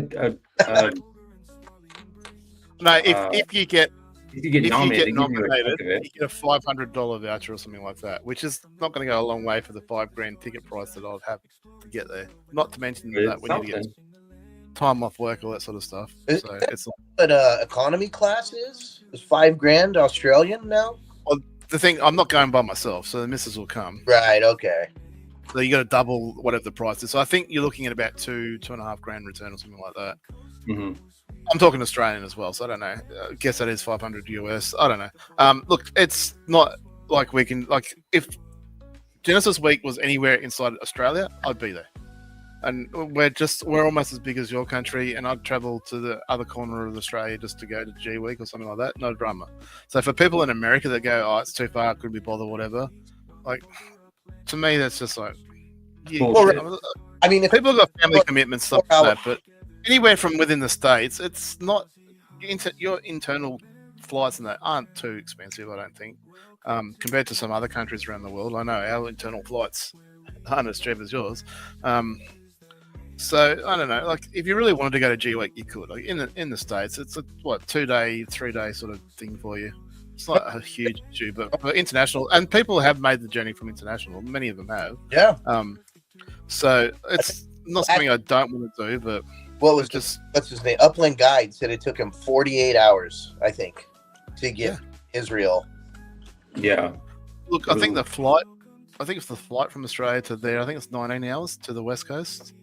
We go from Sydney to Los Angeles. I think it's 19 hours because they can do that direct flight now with the A380s or the Dreamliners. Do it in one without stopping. Like 17 and a half hours. It's a long fucking flight, regardless. It's Yeah. one of the longest flights. No matter how you shake it. Well, I did the year before last year. Well, last year it was still the London to Sydney, London to Perth, so Australia. That was 22 hours non-stop. Well, they do have a Sydney. And I was ready to get They off have and a murder someone. I was so fucking over it. I was ready to fucking rage. Like, I hated it that much. Yeah, that's got to be like being in the air that long has got to drive you crazy. Yeah, and then that's a having long someone flight. like next to you that is inconsiderate piece of shit, or not next to you, but in front of you. Stop talking about your wife like that. Yeah, I hated it. I hated it with a passion. I Yeah. swear, if I ever go international, I'm going like what's it they call it? First What's class. the one up? Business No, class. not for which. No, the premium economy. Oh yeah, So I think economy. might give that a crack. If I You know what though? Sometimes premium economy is like almost like just a hair cheaper than business, and you're gonna be way more comfortable in business class. So, Picasso, you're a lot closer being in England. I think it's a 5-hour flight from England to America, isn't it? Something like that. 5 You hours. said 10 hours. Yeah, to Las Vegas, which is further again. Obviously, I'm talking Oh, about East Coast. Yeah, Um, it's like 5. It's like maybe 8 hours actually. I think. So, but my point is, once you get to the East Coast, and the second leg of that flight is a lot cheaper than, doing the same amount of flying, but from an entirely different country. But like I said, you can get decent flights and a good price flights. I don't look into it that much, but I think at a ballpark, we're looking at about $5,000 to get to be with. Yeah, I think when I was looking, just out of curiosity, what it would take for me to fly to Australia, it was like $2,200 Yeah. round trip. Yeah. So, and then you got to factor in some accommodation and stuff like that. And to be honest, I'd rather buy a Sparklet. I'd rather buy $5,000 with a Sparklet than a 10G week. Yeah, I mean it's nice. Like for me, I'm like an hour and a 30-minute flight. And typically flights don't cost me. I mean, if I'm paying $100, that's kind of a lot of money for a round trip flight from SFO to Vegas. Yeah. There was a short period of time earlier this year or late last year when we thought there was a slight chance that the missus could get a job or be transferred over there for a short term. And I started looking, we looked at where we're going to be based at, and I started looking at internal flights to get to different places so we could check out stuff. And I was amazed how cheap internal flights were from. Obviously, there's supply and demand depending on what time of the year and where you go. And Yeah. If you don't mind flying on a cheap, shitty airline, which that's me all day long. That's how I flew to G Week, and it was terrible. Then yeah. For an hour or 2 hour flight, that's fine. A 22-hour flight, it's not the same. It's just when you get a delay every single time for 2-3 hours. Would you fly Frontier? Yeah, I flew Frontier. Yeah, they're like they're the cheapest airline that you can fly in the U.S. I think, next to maybe there's a handful of other ones, but they all always have delays and they always get bumped and. Yeah, and their luggage policies are fucking ridiculous. You'll pay more to put your bag on the plane than you paid for your ticket. 100%. Yeah. That's why I just took one bag. Yeah. I remember one year I was going to just wear 5 different layers of clothing. Yeah. Can't you take it like a backpack? You can bring a backpack. And it's got to be small, though. But yeah, it's got to be a certain size. And for me, I'm like at this point, I can handle Frontier, and especially if I'm only going to Vegas for 4 days, and I really don't need a big amount of clothes or anything like that. I definitely take Frontier. But if I've got to bring a suitcase, I'm just gonna take Alaskan Airlines or you. I'm talking obviously the international flights, but people are bringing on basically suitcases onto the plane. I was amazed at the size of some of these bags that were coming on. Mm-hmm. So, well, yeah, long haul international is a lot different. You're flying much bigger planes, like you're talking about an A380 or a Dreamliner. Yeah, we went A380 over there and then the Dreamliner back. A380s are freaking amazing planes, man. That's the biggest plane in the sky. You know what's amazing? Sleep, which is what I need to do very soon. We need to get Turn up. It's not even midnight yet, you crybaby. You watch your ass. I have to go to work in the morning. I know your time zone. Yeah, you do. It's had 5 days. He's got to go to work tomorrow too, I'm sure. Yeah, I got to go to work tomorrow, but my work is I can go in and take a nap on my couch. Well, I have to drive 2 hours before I can actually even start working, and so that just means I got to wake up early, be tired, drive for 2 hours, try not to fall asleep while I drive. So that's all. If I worked 15 minutes away from where I live, that would be a different story. We'd stay till 2 That's happening, isn't it? Aren't you coming back to your normal job? Fuck, I don't know. Probably at some point. I just don't know when. Are you guys doing any special New Year's festivities out there? Yeah, we take off the clocks, and we don't let them know what time it is ever, and then really, yeah, 100%. Yeah, we take down all the clocks. Oh, we didn't do it. We didn't have that at our job, but they have watches and stuff anyway, and radios and TVs and. So we don't give our guys that. It's they enter the dorm with nothing. We take away the clock, so they have no idea what time it is. They can only guess. And then so that 24/7. They never have the time, and the lights never go off. Not fully. So my job was they have TVs, they have iPads, they have. Yeah. Oh yeah. They had everything, so they knew that. Yeah, they communicate with the outside world. Yeah, they had everything, but they were well behaved because that was the whole idea behind it. So that is the whole idea.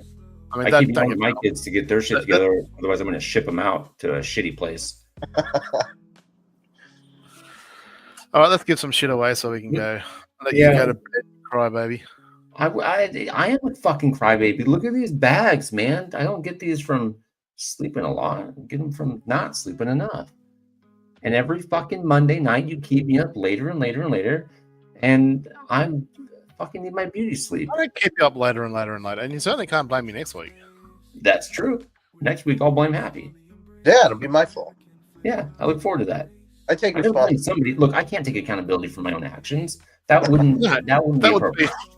that would not be the way the world works these days. No. You know, I have this That rule shit in went my out life. years ago.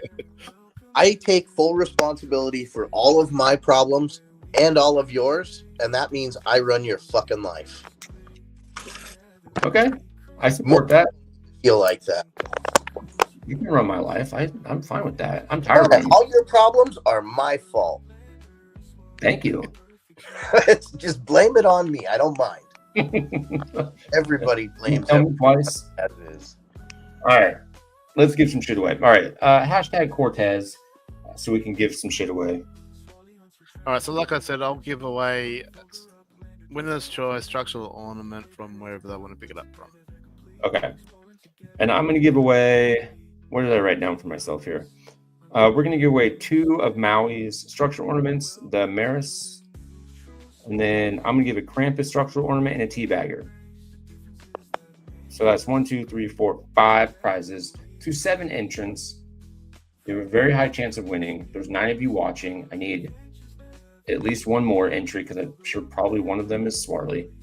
Nope, There it is. There's 8. Oh, Swarley not watching now? I have not. I'm watching, but I haven't entered. Oh, okay. So there's this. I was only watching so I could do chat in YouTube. You can chat on here. Can't you just? But then other people can't see it. If I was Really? answering some question, Why can't they see it? I always This type. yeah. If you, oh, hang on, what are you typing at? So like in the comments in the chat on the StreamYard, I don't have an option there to type. you don't have the option to type. You Yeah, see I the don't. comments? Mine says join the chat, and then when you tap on it, it makes you sign in with YouTube, and it kicks me off. Oh, yeah. I've already linked all my YouTube and shit to it. That's why you should link your YouTube to it. So that way you I've can got do it the up. chat in there. You got an extra view, all right? Shut the fuck up. Move on. I'll make Thank sure you. to do next week. That's the spirit. All right, let's get this away. 3 hours out. Imagine trying to do this for 24 hours. I've done it. I've streamed for 24 hours on more than one occasion. I am not committing to that unless it's a 24-hour race. I will commit to that as soon So as you can commit to it. lobby X1 or whoever you need to at Upland to get the 24-hour race happening. And if you do, then I'm like, oh, for fuck's sakes. Can we get a Le Mans race?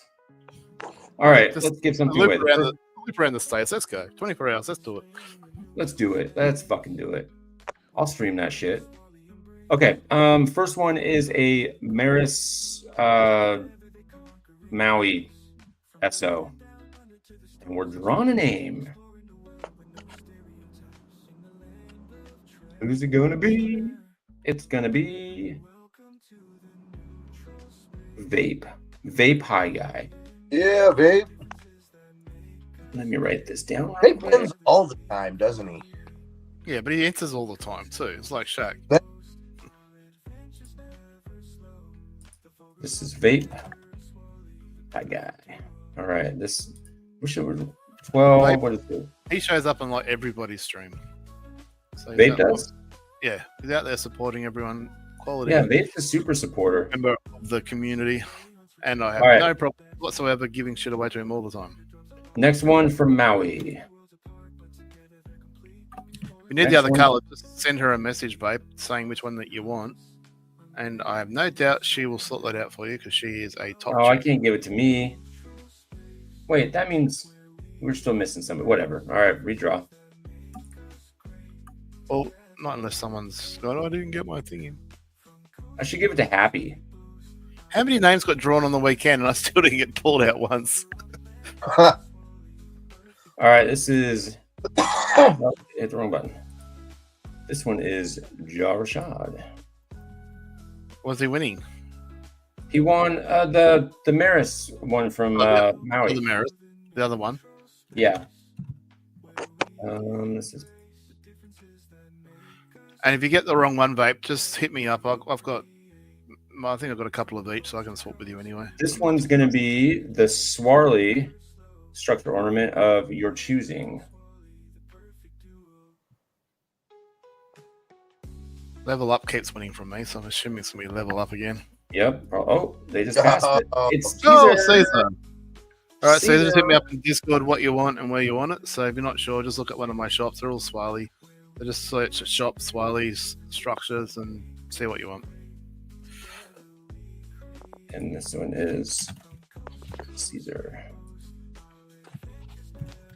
So I'm just updating in the form so I keep everything organized. And then these last two are for me. And it's going to be the Teabagger and then the Krampus structural ornament. Who's it going to be? Who's it going Surely to you be? give away structure ornament to anyone that doesn't win. I should do what? Surely you can give away Krampus to anyone that doesn't win. I could do that too. Yeah, everyone's gonna be- Okay, so California Trading Co. What is your in-game name? Trendy Prop, is that the one? That sounds right. This is. I think you're right. And then, last but not least, we're going to do the Krampus structural ornament. And then anybody who didn't win, hit me up, which is going to be like 2 of you. And I'll get you a. I want a cop shop apartment, Swarley. That's what Vape wants. Cop shop. Which one? Just a Vape? No, Vape didn't win from me. It was. Who did win? Caesar won my one. Oh, this one's JP. All right. Vape, JP. I'll give, even though I'm not here next week, Vape, I'll give away instructional and whatever else I can organise that next week and tell me who won what.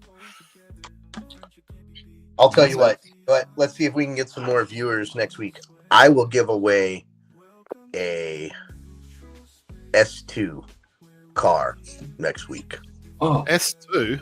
wow. Yeah, S2. I will give one away. I'm going to view from my phone in the truck. Fucking God. Oh my God. Probably won't have reception wherever I am. All right. Yeah, let's I'll broadcast that everywhere. We're giving away an S2 next week. Next S2R? week, Not S2R. Or not Not S2. Just S. S2. Very clear, not the S2R, because that's too valuable these days. Yeah, no, not giving away that one. Okay. All right. Next week, you heard it here. S2. Oh, the S- cop shop apartment.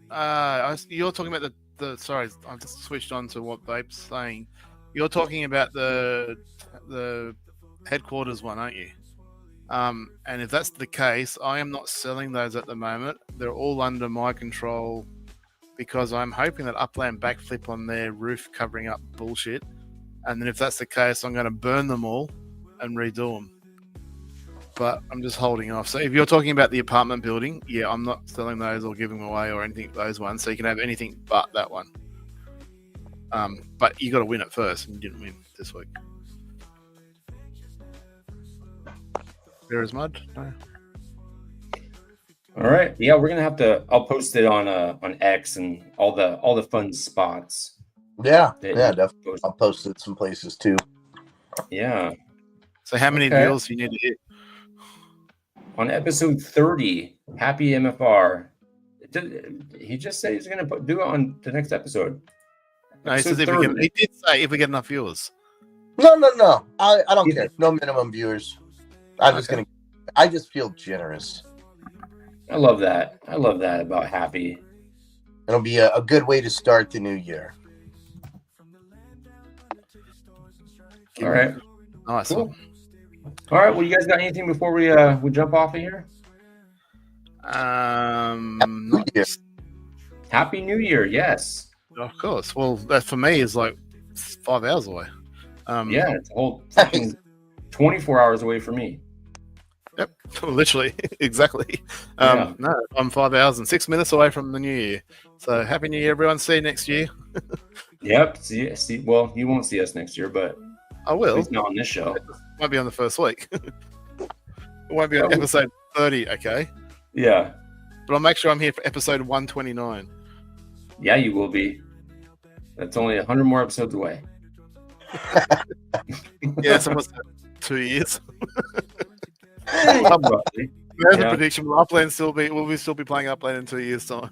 Will we still be doing this podcast in 2 years' time? I think yes. If I think Upland's so still, too. As long as Upland's around, I'll be doing this. as So. long as I haven't been jailed for fucking having a rant about something. I hope you get jailed at some point. I don't, because I've got fucking too much tied up in Upland. Not like permanently, for like a week or something, just for fun. Just Yeah, for fun. so you can have the. so you can have But the, there's a really big misunderstanding. Yeah, and then you'll get it taken care of and everything will be fine. yeah, right? that's not good. That's not good. Not everybody. All right, let's get out of here. It's been almost 3 hours. Bye-bye. All right, everybody. Have a good evening. Happy New Year. And Yeah, see you next week when Happy's going to give away a S2. see you next year. S2. All right, guys. Later. Peace.